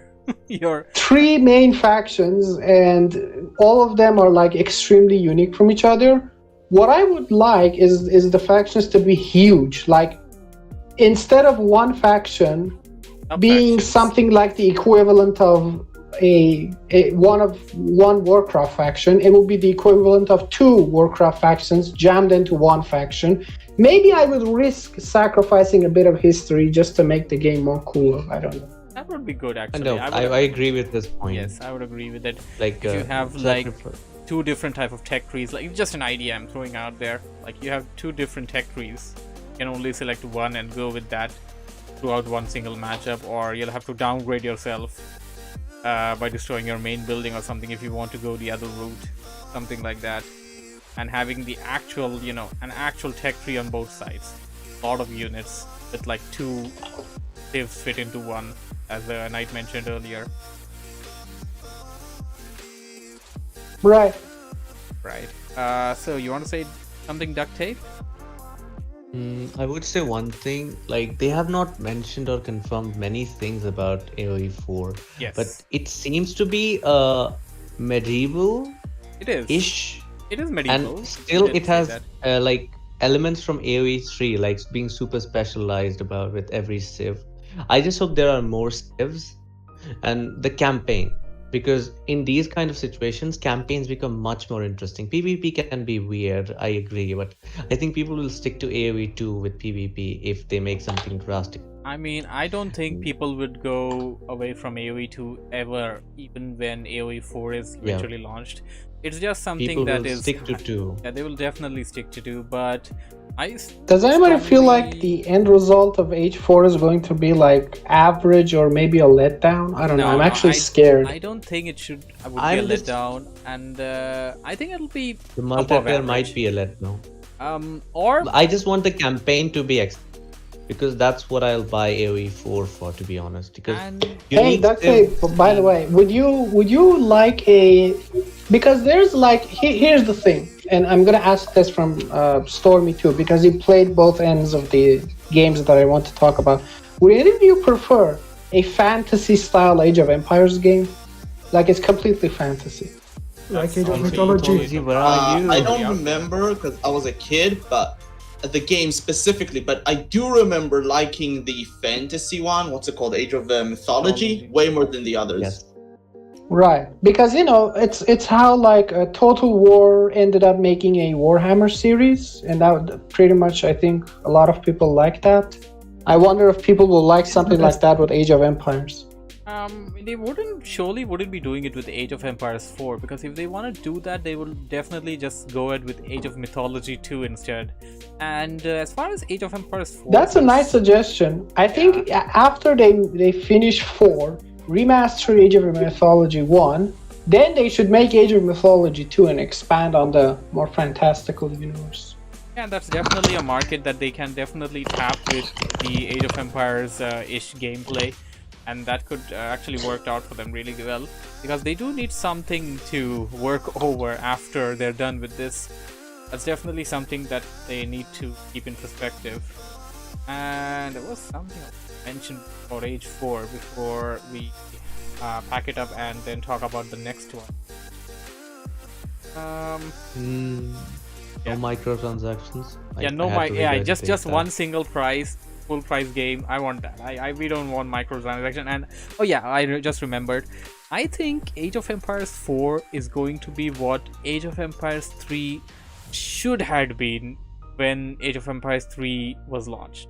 I feel at least we'll get that. At least.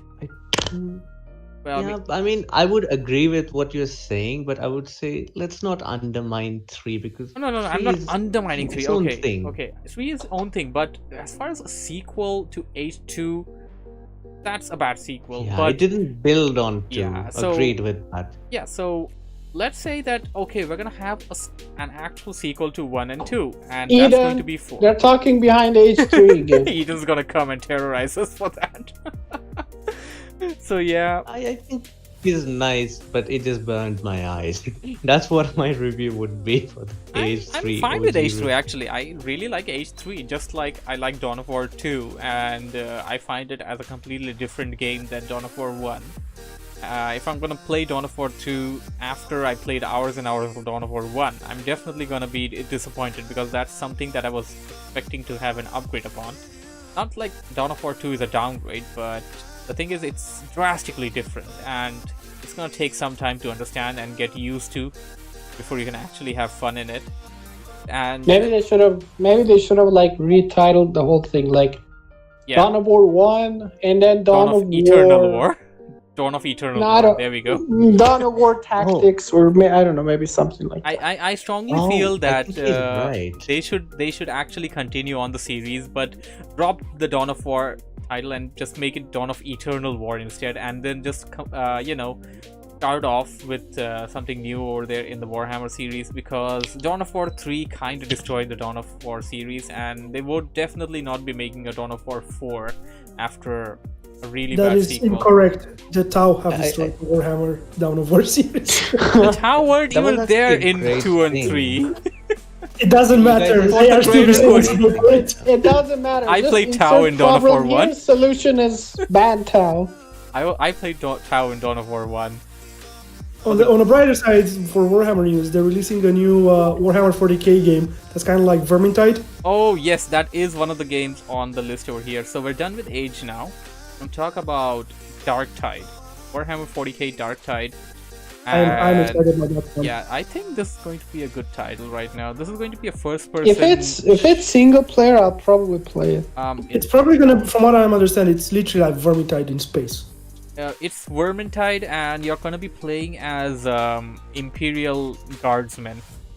And I think this is a good take on the series over here, because we never really got to play as Imperial Guardsmen like ever. Imperial Guardsmen are more loyal than Space Marines. That's heresy. Change my mind. That's heresy right there. Burn in holy fire. So yeah. Nah, I'm gonna... what was that meme that Warboss said to me? I'm pretty sure he has that meme. Oh, hey, it does have a I'm gonna Steam prove page. it to you. Hold on, this does I'm have gonna prove it to you that Imperial Guardsmen are more loyal than Space Marines. It does have a Steam page. I'm currently trying to I'm open sure. that. I'm sure there's somewhere a meme where it's like the Virgin Space Marine, the Chad Imperial soldier. I'm gonna go. Bye. Later. So, yeah. Goodbye, Ozzy. Goodbye. So yeah, you're gonna be facing zombie apocalyptic stuff, which Warhammer has I zombies. think it's Gene Stealers, is it not? I thought it was Gene Stealers. Warhammer has zombies now. Okay, that works. Oh, So oh, I before- guess Uncle Warboss said it's Warhammer Nurgle Dark Chaos Tide, right? Cult. it's Nurgle Chaos Cult. Warboss just pointed out. Warboss is the Warhammer specialist here. Okay. They're Warhammer Nurgles. Yeah. specialist. So yeah, Nurgle. Oh, Volkswalkers. Yeah, that's chaos. Yeah, that's Nurgle chaos. Belongs to chaos now. To chaos. Yeah. So yeah, Darktide's gonna be... It's basically going to carry the formula upon Left 4 Dead and Vermintide, and I think it's gonna be cool. It's gonna be something that you can look forward to. A Warhammer themed. Warhammer can fit so many different games. I'm actually stunned. How isn't Games Workshop the most rich company on planet Earth? Because I mean, they really just have a lot of bad decisions. I mean, they just Yeah, don't make good decisions. That's they don't.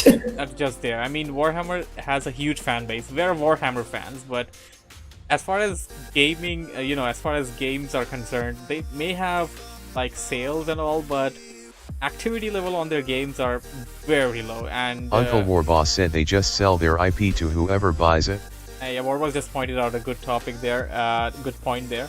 They just sell off their IPs to whoever buys it, and yes, that's exactly Yeah, they do that, yeah. They just So kinda do you- that. Recently, You can Microsoft have, buying everything. Yeah, you can have like random quality games, like really good ones, and then Yeah. you can have Dawn of War free. You have a work game coming out as well, which you fly, the plane as an work. What's it called? I don't even know what's it called. it's probably called some form of. Another good game. It's looking good at least. That's coming well, out. I'm not exactly sure on that. I mean, the thing that I really want from Warhammer is Space Marine 2. Like, we need a sequel to Space Marine, and that'd be It great. didn't really sell that well. That's why. We kind of already have, a sort of, a percentage of Space Marine in another game, which I don't want to mention, because if I mention that, then people would probably jump on me or something. Can I mention I think that? like- Can I mention that, Storm Knight, Warboss? What am I supposed? Can I Yeah, mention it's that? No. Mention what? Eternal Crusade. Oh, yeah, I don't know. I'm indifferent. about Uncle that. Warboss said disgusting. There we go. Where's Warboss? Warboss Is just that said a fucking card game? Disgusting. No, yeah, no, that's the MMO that didn't keep their Oh. promises, and it's still an unpolished thing, and I still kind of want to play it because it has an Exterminatus mode, which is something that I want to give a try as a one-off or something. So Yeah, I that's- heard this random game has a jump stomp in it. yeah, that just works out for me, I'll be completely honest. Outside of like that, like the Warhammer Darktide looks good. I'm looking forward to it. But the main Warhammer thing I'm looking for, it's the Total War 3.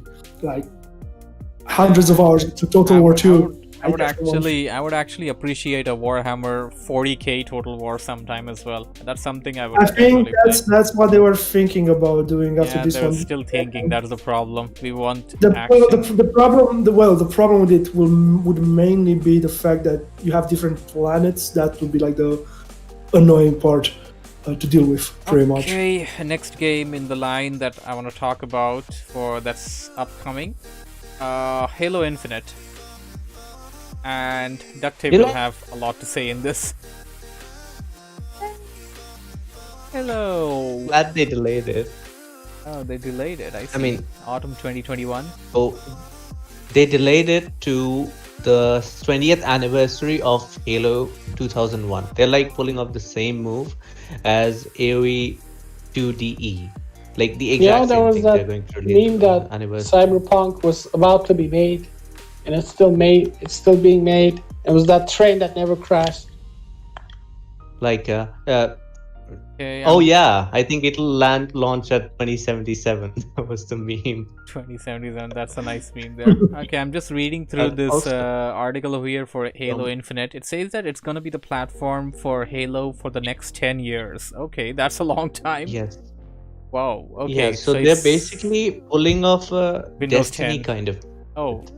The multiplayer would be free to play for everyone, and campaign would be just DLCs that you can buy. So it's different, and everyone is doubting it because I myself am skeptical about the quality of campaign. Let's hope it's not an Anthem. Well, please, I hope so. Speaking on the I mean, topic, to be fair, what about Halo 5? Did that make to PC yet? I don't think so. No, I think it won't like be coming to. It's the third one that's been in the collection. The last one, I think that's what. Fourth is the last collection, fourth one, and it's already out. I have been playing all of them. Yeah, the entire Master Chief collection is already out now. Okay, cool. Yeah, I don't know if they released that. Even the Halo side. Yeah, I'm acquainted with Halo, so all the side games, all the mobile games, everything they brought to PC except for Halo 5, because even 343 is kind of pretending 5 doesn't exist. Like everyone is just like, yeah. Is it that bad? Is it like the Reforged of Halo?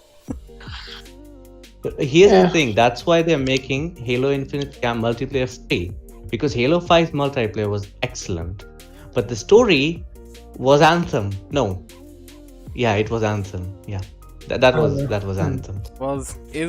Anyways, no spoilers. I don't want to spoil anything since I didn't play it either. So you know. Here is one good thing about Halo Infinite, though. Spoilers. It brought up the Craig meme. If you open him. All I know about Halo is crazy chicks are hot. That's all I know. Okay. Shut the fuck. I mean, flip up. Okay. Stop right there, criminal scum. The one good game that good looking game at least that might be coming out, Back for Blood. If you guys heard of it, it's pretty much the new. It's the new Left 4 Dead. It's made by the same guys that made the original Left 4 Dead games. Yeah, it looked nice. The enemy variety and stuff looked pretty good. Uncle Warboss said Dark Tide gonna be better. I'm always down for more Left 4 Dead. I am clear. I agree with Uncle Warboss. Dark Tide kind of looks nice. Dark Tide, yeah. What? Just because it belongs to Xbox, and I've become a fanboy in the latest few years. Okay, I just googled up a couple of upcoming games for 2021, and I surprisingly stumbled upon a game over here. I mean, at least the title seems intriguing. It's called Lord of the Rings Gollum, and by what I'm reading, it's gonna be a stealth-based game. Yeah, it looks like shit. I know. I didn't see any screenshots of it. Look how weird next year we'll get. They're trying to make next year. If anyone is interested, there are going to be great RPG releases. If you think about it, like Bethesda might release trailers. Oh my god, this looks terrible. This is nothing like Gollum. What is this? Yep. Maybe we'll see a Shadow of War 3. I don't know. If you wanna think about what games are coming next year, that will probably be very good. They just made this cartoony. What is this? I mean, what were they thinking? I told you Styx is better. Styx is just better. You know, I was going to say that. Yeah, it kind of looks like Styx, Uncle Warboss said, And, I heard it's kinda like a puzzle So game. I was like, yeah, I think it's gonna be cool because Styx is actually, I find Styx as a good game. Although, yeah, I mean, people that played it for a longer time kind of find it annoying because it's kind of way Duct Tape hard. said, I'm a fan of Uncle Warboss LOL. What game you talking about here? Styx. What's how do you call? Yeah, it's pronounced Styx, right? STYX. I don't know the game. It's basically a stealth-based game where you're a golem-like creature. The goblin. Yeah, the That- goblin. yeah, that's not. Oh, yeah, Styx, the shadow one. Yeah, I know which one. I was thinking you were saying like sticks, like wooden sticks, and I was like, what the fuck? Wooden sticks. How is that Yeah, until I actually spelled it, you wouldn't actually make it out either. Yeah. I would. That was my first assumption. That okay, I think it's gonna be like Styx, and yeah, so that was kind of the thing there. But that it looks nothing like it. This just looks weird as hell. Like there's some creatures around. Like what the hell were they thinking? Why? What is this stuff? The games I am kind of looking forward to. They're mainly single player, unfortunately, but you have a new Horizon game coming out. Like if you guys know Horizon Zero Dawn, so you have the sequel to that. So pretty hyped up for that. Psychonauts 2 that's coming out. A new God of War is rumored to be coming out. Yeah, Ragnarok. And a new Ratchet & Clank. I know a bunch of them seem to be for PlayStation, but that's what it is. Yeah, it's like there is one thing you completely missed. That would be Elden Ring, which is from the Dark Souls Is universe. that I know. From Software making. It's not Dark I am Souls universe. I think it's made by From Software, but it is its own world. And From Software, yeah. It's an own world, but like, I mean, it's written by not Dark Souls Phil universe can be hard. There are many things that you may not know because you have not played those games, perhaps. But like FromSoft games are interconnected, okay? Like all games have similar stuff. So even in the lore, if you look down, it won't be like Sekiro. Yeah, it won't be like Sekiro. It would have character customization and stuff, and it'll be the FromSoft is saying it'll be the opposite philosophy of Dark Souls 1 and those games, in which you are a hopeless person journeying to places as a chosen one. In Elden Ring, you'd be someone who is chosen to do something big. You have a destiny instead of, a bleak future waiting for you. It's the kind of thing that this is how Dark Souls game ended. That's why they ended it, because they wanted to try something uplifting this time. It'll be still hard, but coming out. I didn't know it's coming out 2021. I expected it because I haven't heard anything from it. Everyone expected the trailer or something in the Game Awards, but people are expecting some trailer or something to come out late. I mean, because of COVID and stuff, maybe they are taking their time, which is better than what Cyberpunk is doing. It's just gonna be. Can we please stop talking about Cyberpunk? Because I'm going to go on another rant. I think Cyberpunk. I'm going to go on another rant if we keep talking about. Man. Listen. Did you make the game? I just want to say one thing. No. Did you make the game, sir? No. So why are you getting offended? I'm just giving an example. It's a side example of like how not to handle a release. Okay. FBI they did fuck up the concept. Yeah, they fucked up with that's agreeable. So at least Elden Ring is a cross-console game. If they actually ruin the consoles, it would be bad. It's gonna come out great on console, and it's gonna have a shit port on PC like all Dark Souls games have had, and that's why it's gonna piss me off. Okay, that's kind of the pattern there.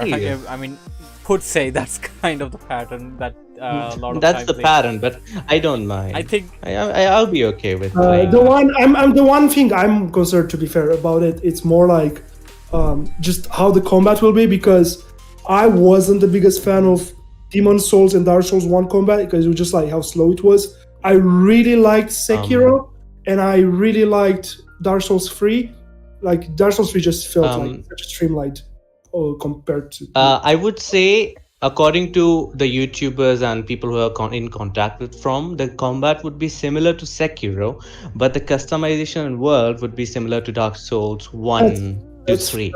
Not 2. 2 was weird.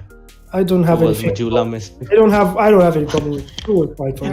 Recently started I playing think too. I think if we can be done talking about Cyberpunk and the other game, well, I kind of just Did you forgot say about the game that we're Cyberpunk? talking How dare you about. say Cyberpunk?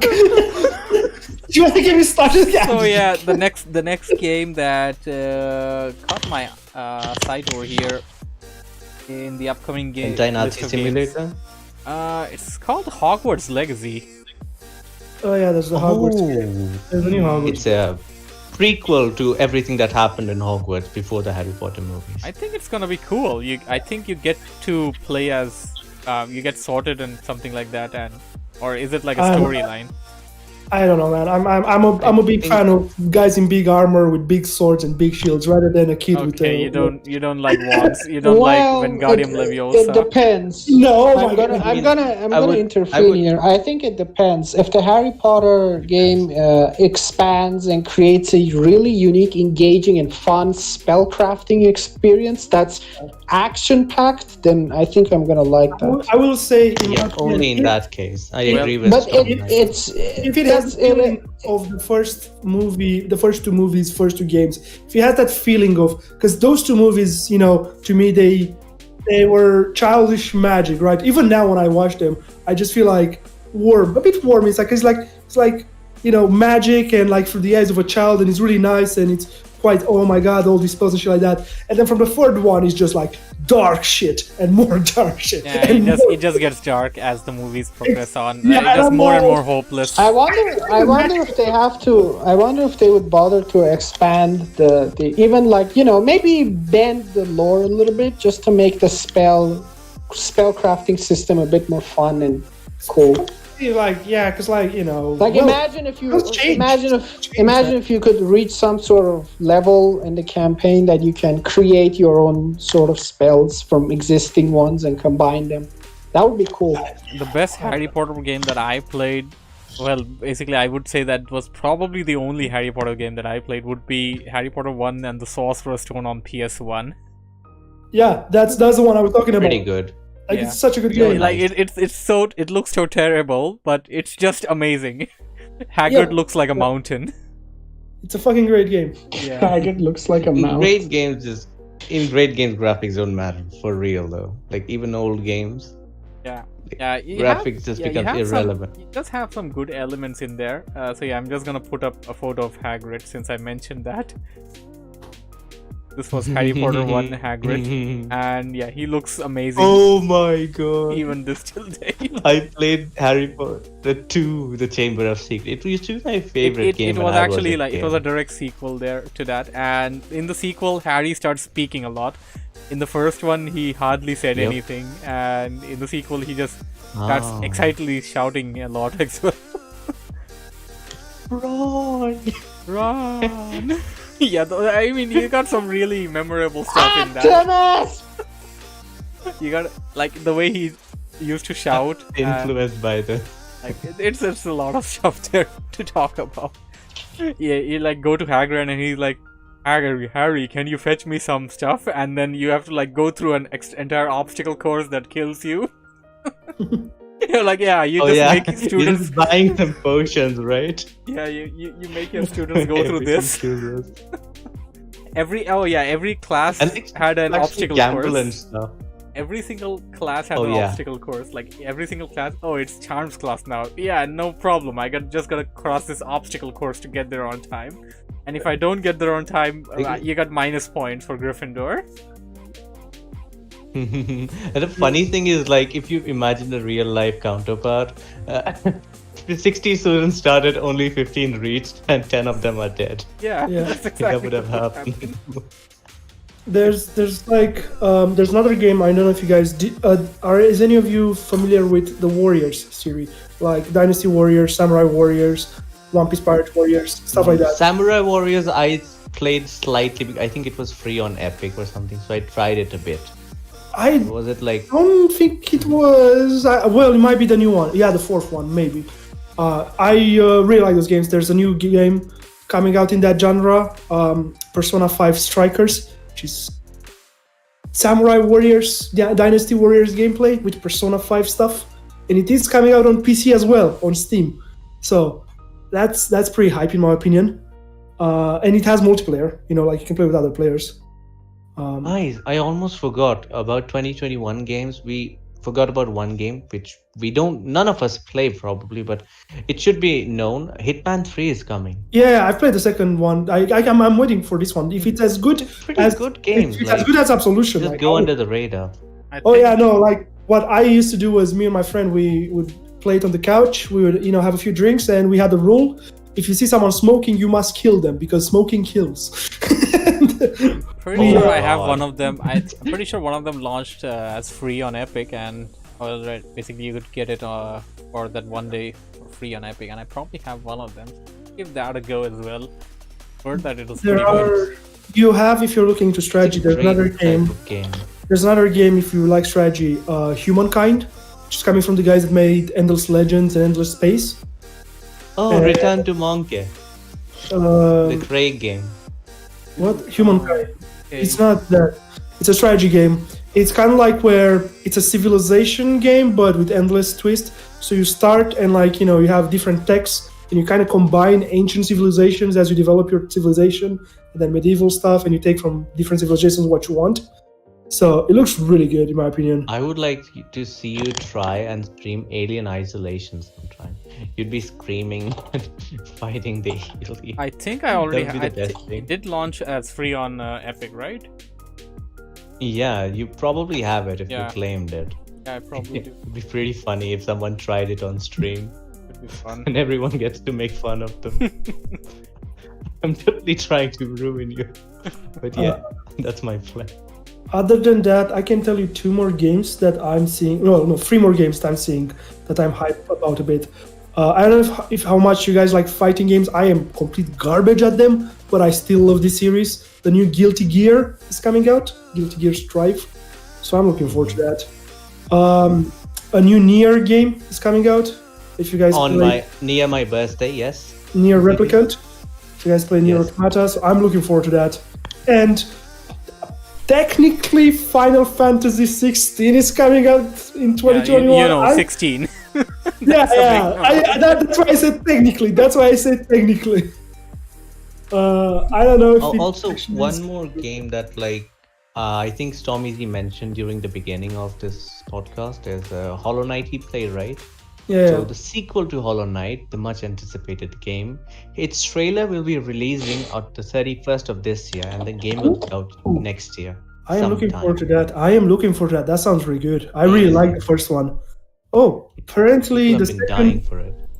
the second Breath of the So Wild much. is also coming next year. That's interesting. Yes, I think those games are more interesting because if you think about it, Nintendo's AAA games are more indie-ish when you look at them. Yeah. They're cute and nice, and they Yeah, have some I like innovative. them. I like all Overall, I'm more interested in indie stuff next year because Yeah. AAA games have been more or less the money spent of them hasn't been justified. The game you might want to look into. This is one I'm hype about. I saw the gameplay and I really liked it, and it looked the idea behind it. Biomutant. Biomutant? Is it a zombie killer? It sounds like No, it's not. It's Sounds you play a more like furry. a Pokemon game. Yeah, you play a furry. You play a raccoon. No, with a big I sword. don't play a Fuji.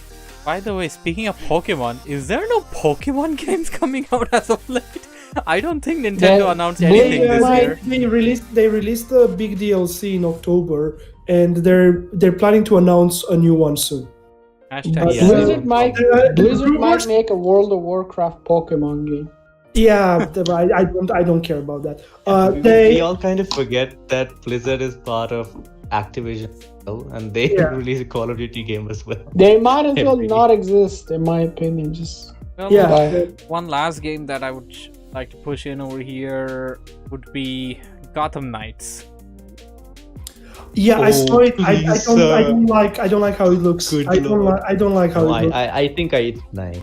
I think in co-op it could be really nice. Maybe I'm dreading the RPG elements because that's not why I like the previous Gotham. Yeah, I would say. I'm not gonna say that. Firstly, it's supposed to be exactly like how the arcade games were because it's picking a lot of inspiration from what the Arkham games were, but it's going to be its own thing, and it's going to be different, as the devs have said. But at the same time, the Arkham games fans have been waiting for a new Arkham game since a long time, and I think this will definitely fulfill that need after quite some time. And although it's not exactly go ahead. So to think like if they would copy paste the same formula for Arkham Knight, which has been already done like 3 or 4 times, even the fans would say this is a copy paste game and don't buy it. So I think trying something new, which they are doing with Gotham Knights, can be good. Yeah, that's the difference. It's like, it's like with Assassin's Creed. Like right now, Assassin's Creed is nothing like it used to be, right? I completely finished Odyssey. Witcher's Creed. Sorry? It's the Witcher's Creed. It's an RPG game now. It's an RPG game, and it's not even like the best one at that. It's like a mediocre RPG, and it just kind of like lost that that spark, that unique thing that it had, in my opinion. Because there's so many like good RPGs, like it doesn't really stand out as much. Also, regarding Pokemon, that you brought earlier, most likely from what I heard, the next Pokemon game is going to be remaster thingy of Diamond and Pearl. The games that I never played, of course. It's kind of how like they did, because they does it have jump stone? Pokemon don't. I don't know, but it's like how they've done like the Omega Ruby and Alpha Sapphire. Like it's quite a new thing, right? Like just based on that. And I heard it's gonna be Diamond and Pearl, because they've kind of done one every 6 years, something like that, 5-6 years. So it's just the right time for it. And they've tended to alternate between a main series and a remastered version for a remake for a while. You know what I mean? I'd like to. And I think they might release another story DLC for the current one. I'd like to come back to Pokemon as well, because I do want to talk about that as well a bit. But they're gonna finish off with Gotham Knights. Gotham Knights is definitely going to be something that the Arkham fans have been waiting for. New Batman related game which kind of has the similar mechanics. You got the new vehicle now, and a couple of new things that are worth noting, that you're no longer in a stranded city. You're no longer in a stranded city without civilians, because now in the trailer we have seen Batwoman Batgirl and Robin riding their, what is that called, bat cycle or the bike, and there's an actual city around you. There's actually moving cars and stuff like that. It's not a completely stranded city there, as the earlier Arkham games used to be, because of video game logic had to happen. The only thing I'm hoping is that it won't come on PC at the same state that Arkham Knight came. Yes, I agree with that. And while it's not following the same storyline, and it's not actually a continuation to Arkham Knight, it's kinda like around that thing, and you can actually just start it off as in with the presumption that it kinda has a sort of a follow-up to that, since Batman is declared dead in Arkham Knight, and he's already mentioned dead in Gotham Knight. So it's kind of a thing that you can say that okay, they're picking off from where they left, although it's a completely different universe. Let's be realistic here. He's not dead. I mean, yeah, he's surely not dead. He's surely not dead. They're just gonna be like, and I think it's gonna be a good thing.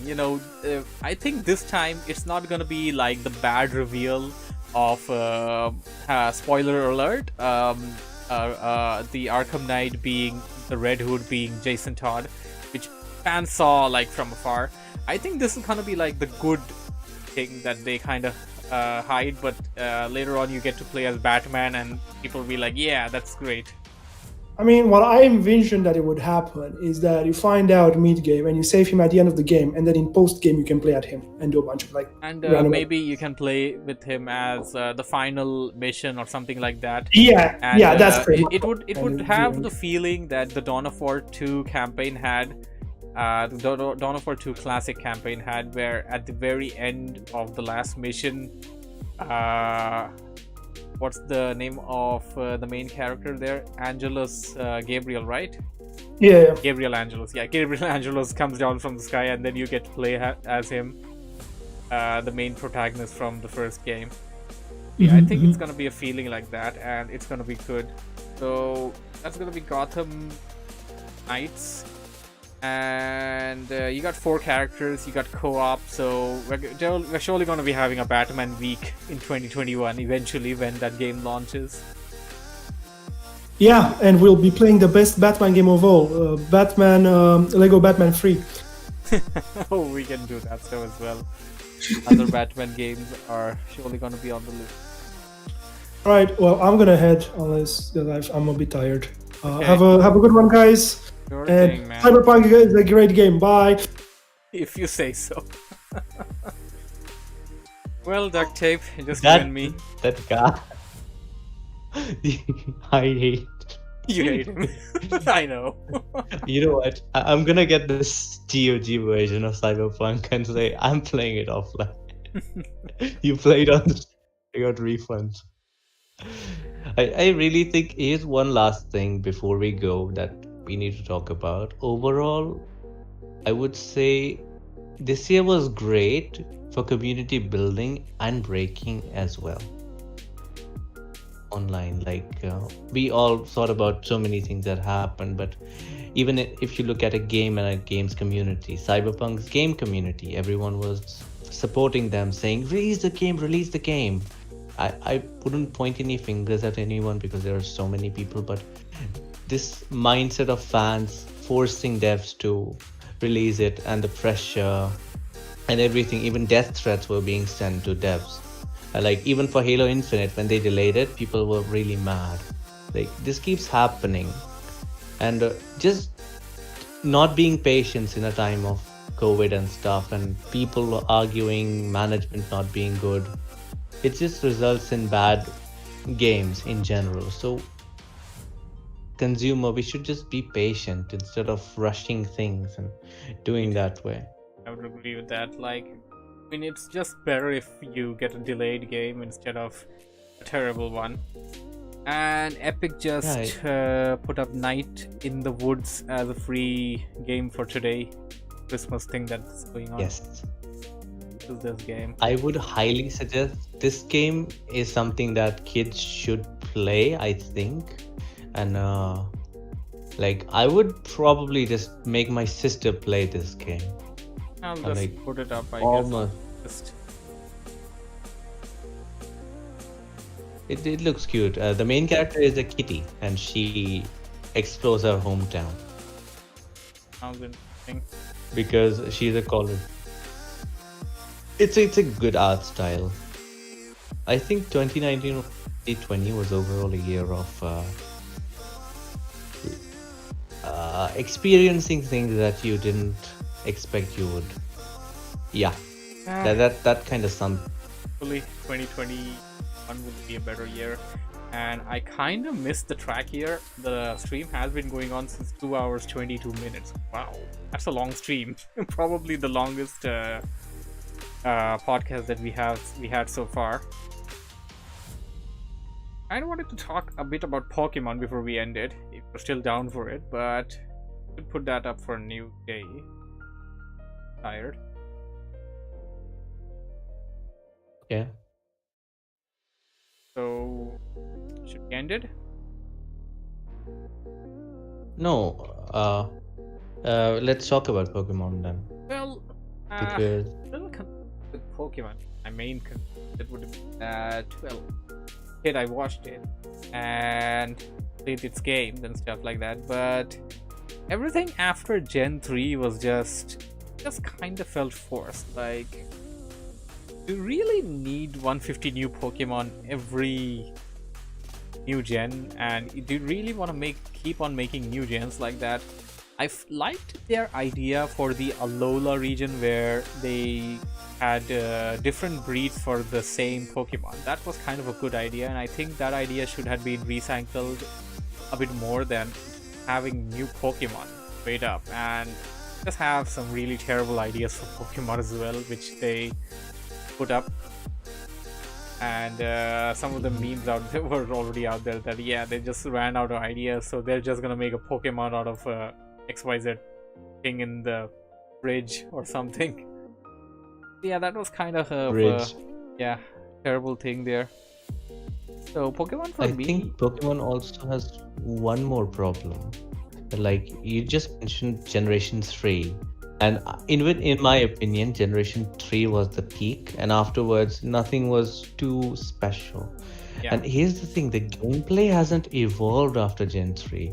Gameplay is still the same. Like the yes, turn-based RPG, like even turn-based games, like you are a person who knows more about role-playing games and RPGs than most of these things, and you might have heard of Divinity games. Divinity, yes, Divinity or Original yes, Sin. so those games, yeah, you've played. I think you told me something about them.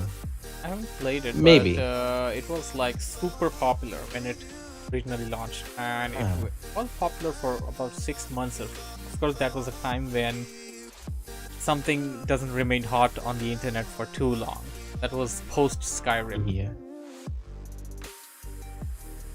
Yeah, so something that so like even that game is turn-based, but they've added so many things that you can do in the combat, outside combat and stuff. Like Pokemon, you can do so much more, but they're stuck with just adding Pokemons and then just using the same copy-paste combat system. Yes, I Like would say yes. Core gameplay, like they don't upgrade core gameplay at all. They're kind of stuck with the notion that don't fix what's not broken. But I think it's we have enough of that, and I think I mean this is also a topic that can be used for a future date. That how long would you want to use a single format in a series? Like you'd say that okay, they made 3 Arkham games and they use the same thing, and they don't want to make a 4th one because they don't want to keep on recycling the same formula, and then just keep on doing it until eventually people just grow tired of it. That's because I think that's kind of what happened with Pokemon. People would eventually just go tired of it, and you definitely want something new. And coming to something new which they kind of did with Pokemon Go, I wouldn't say that it's not something good. I would say the idea was pretty good. The whole concept of running around and catching Pokemon on your phone was kind of cool. But they changed the entire thing. Like you had to catch Pokemon to level them up. You have more than 6 Pokemon, and the whole thing was just kind of off lore, which I personally didn't like. I didn't like how they drifted that much away from the core, because I think some things like 6 Pokemon at a time and stuff like that, 8 gym badges, okay, you can keep that as well. Things like that, you can keep it, okay, that's fine. But 4 moves, okay, earlier you had the excuse that the one chip can only contain that much data, but now your chips can have more data. They definitely have more. They can have anything. Yeah, they can have anything you want. You can surely have more than 4 moves on the Pokemon. Maybe you can have the HM moves not even there on your moves. You can just have them at a separate thing which are used outside, and for the battles inside you just have different moves that are specifically for the battle itself, and you don't really have to have a HM slave anymore. There's just a lot of things about Pokemon there. I think the problem you're highlighting just goes above and beyond out of Pokemon and into the realm of games itself, just like you mentioned, Arkham. Yes. Like, how much should a game change? For example, if you know a developer, let's say any developer, they make a good game, and then if they make another good game that's the same as it, then people would complain that, oh, it's exact same thing. If it's different, then people would complain, oh, it's completely different, we want it back. So they're always trudging along this thin line of, is it too different, is it too good? Sometimes devs make the smart choice of making a spin-off like Age of Mythology. It was too different. What did they do? Oh yeah, we'll call it a different game, so nobody will complain. I think that's the smartest move a dev can do Yes. when it comes to implementing new things. And like the way the industry is going forward, like if we look at Call of Duty, they have been, I think the exact same game has been regurgitated for almost Yes. 20 years. And that I for some love reason that people just keep buying it. It's still popular. It's still being played for some reason. Yeah, like that brings in money. I would say Call of Duty and these AAA games, when they become popular, it becomes a source of trust for the people. Even if they make a bad game, even if they make microtransactions and stuff, people know that, okay, I'm familiar with Call of Duty. I know what's going to be in the game. I'll just play it. I'll be done with it. Like these days, most people are about the done and dusted experience lately, or in some cases, the multiplayer, so that they can play with friends. People are forgetting what I know this is a hot take, but I think people are forgetting what gaming should be about, which is trying new stuff, having fun in new ways, perhaps. Because in this server itself, your server, like I every time I entered, I wasn't a frequent visitor for the later part of the year, but whenever I entered, I saw some new things happening, something new being tried out. I think that's kind of something that I would like to see more from people who play games and people who make games themselves. Because, you know, life is short. We should try new stuff. Things. And I mean, if back in those years, people never gave the RTS genre a chance. Having the RTS, it would have just died where it was. The whole idea wouldn't have expanded. Game. Played to Warcraft 1 and Command and Conquer series, the very original kind of thing there. And Knight's back. Wow, where the hell did you take off to? Yeah, Glad. I got bored of the chat. Dark Knight. Happens. I just got bored. No. You must have some ideas about what games. Are you interested in any game that's coming out next year, or something? Anything? I don't know of any game that's about to come out, but you know, I told that the Command and Conquer Generals 2 that was cancelled, if somehow magically that will come, that will be great. I hope it does come out. Yeah, because that's Maybe we can say, or at least I can say Hey, that Doc. I can say that I could hope for Frost Giant Studios to at least announce the new game that they're making. Are Frost Giants the guys from Blizzard? Yeah. Ah, yes. They're- I'm very much looking forward to it. I really hope that they make a definitive answer against Blizzard's Reforged. So, is anybody interested in 2D games? I am. Yeah. I love 2D games.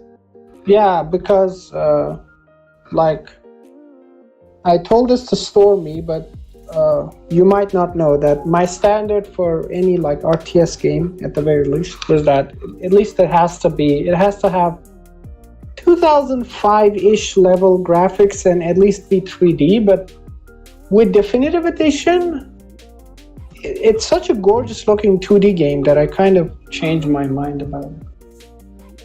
Yeah, Storm Knight is kind of one of those guys that, you know, if the game's not 3D, I just don't want to give it a go. Although, I would. Well, right now my stance is that it has to look about as good as Age of Empires Definitive Edition. You know, just good high resolution quality. Now, if that is met, I don't necessarily care if it's 2D or 3D. And a funny thing, Definitive Edition right now is actually 2D. They made 3D models, then they took like turns and recorded sprites of like 3D sprites in 2D, and then they are in the game. So it's technically still 2D actually. It's always 2D. It's not 3D Yeah, at that's what I heard about Starcraft 1 Remaster. That they made 3D models, then they made it to look 2D. I think that's an excellent way to do this. It reduces load on the CPU and processor as well. Otherwise, this DE looks so good In the beginning, it had bad optimization and stuff, but as time went on, they could optimize it by, lowering the sprite models, simplifying them, and it wasn't even noticeable to most of us because the UHD pack is extra. Right. We don't even install it that much. But yeah, I think that's a great stance to have on most games, that graphics should matter as much as the game is not looking too bad. Like, it should look like something that's pleasing to the eyes, even if it's cartoonish. No, it's actually I don't necessarily care if it's realistic or cartoonish. I don't care. I just want it to look decent quality in terms of resolution. Because like I'm one of the people that's like spent lots of time fighting with people, because there are people actually that defend the Warcraft 3 Reforged graphics, saying that they like realism and stuff, and half of those people were biased for Warhammer. I love Warhammer too. I like Stormy Z knows I love Warhammer as much as anybody does, but that doesn't mean it should cloud my judgment when it comes to Warcraft 3, when it's a game with a specific art style. They shouldn't just ruin that. Yes, completely agreed with the art style word. That's the right word choice, because the style matters. If they change the style which they established, it's not even like we did something has been ready, and if they change it and turn it into something that's I like if people think that I'm some sort of super biased. Like, no, if a Warhammer game came out and looked like Warcraft 3, I would be mad, because that's not how Warhammer should look. Yeah, like, and people sometimes tell some people that, well, who are you to tell the game? You're not the dev. Yeah, we are not the dev, but we are the fans who care about the game, and are gonna well, literally play devs, the game, pay for the game maybe. Yep, pay for the game, and the devs who made the game in the first place, if they are changing the game in a way that the game doesn't look like the game, that means they're not even making the same game anymore. Why would by the way, Stormy, I think Grubby put it the best. They should make Reforged graphics so good that it's a visual advantage, not a disadvantage. Yes, Grubby just pointed out that in the possible. Oh Well, my god. 2020 is all about to end, and before we end it, right on the last day, 31st December, we're gonna have the Mafia Awards. What? Yeah. Oh yeah, the Mafia Awards. I thought you said the Mafia Wars. I was like, who are I fighting? heard No, wars. we're not fighting anybody. So, what do we have as Right. the, the awards? Got Mr. Nice Guy of the Year, Chatter of the Year, Mercenary Recruiter of the Year, Noob Stomper of the Year, Drama Queen of the Year, AFK of the Year, Renegade of the Year. Me? And you got more suggestions. I need a couple of more suggestions. We got a lot of server people here on the server. We definitely can give out more. Bird awards. I want to give one suggestion. Bird of the year. I'll take that award. Sorry, what? So seriously, bird of the year. Bird of the Year. Yeah, I'm a duck, babe. Oh, duck. Oh, I see. Tool of the year. How about that? Tool of the year. Okay, okay, that kind of sound appropriate, but okay. Knight, what do you have to me, say? Senpa. Knight. What do you want me to say? I want you to suggest. Suggestion for a category? Yes, more category awards. Still better than Game Awards. I was about to say Complainer of the Year, but that's like too cheesy. Yeah, surely. Yeah, that would be everyone at Chronic some point. Whiner of the Year, and Chronic Wine. Chronic Whiner of the Year, and then what else could we have? I mean, this year has been very drastically different from last year. Like last year, the entire community were very integrated. Like the same people from different games were chatting with each other, or rather, a single guy played like 5 games. So the community was very much intertwined with each other. This year, on the other hand, the community has been rather exclusive when it comes to games. Guys that played Age just played Age. Guys that played Warcraft just played Warcraft. And of course, your Hermit community of Rise of Legends only What played do you guys even say about Rise of Legends?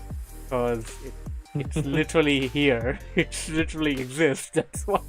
No. What did you guys like even say about the whole thing regarding that? We just said that the three main games that were played for the entirety of the year were Warcraft Age and Rise of Legends, and of course mentioned. I guess I can just rewatch. Well, It's gonna be a 2-hour session. You can rewatch it in parts as you prefer.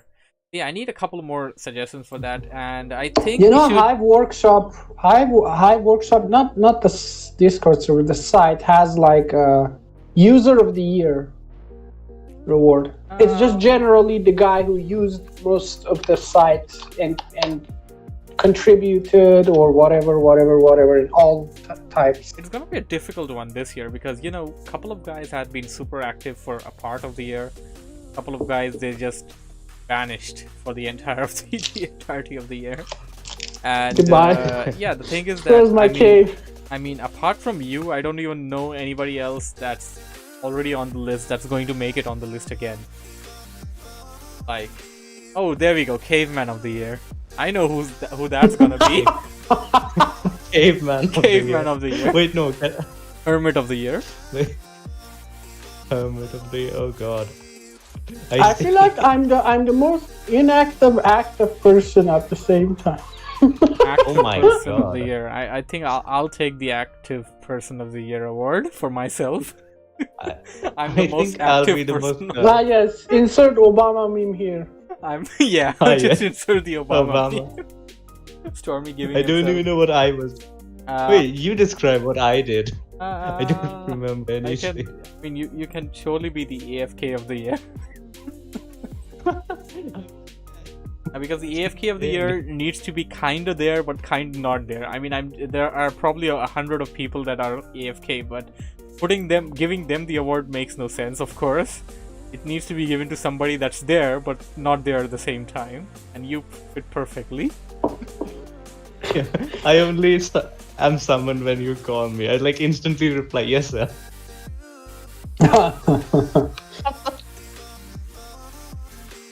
Oh god. Okay, we had a lot of tournaments this year, so I guess most active tournament participant of the year, that can be a thing.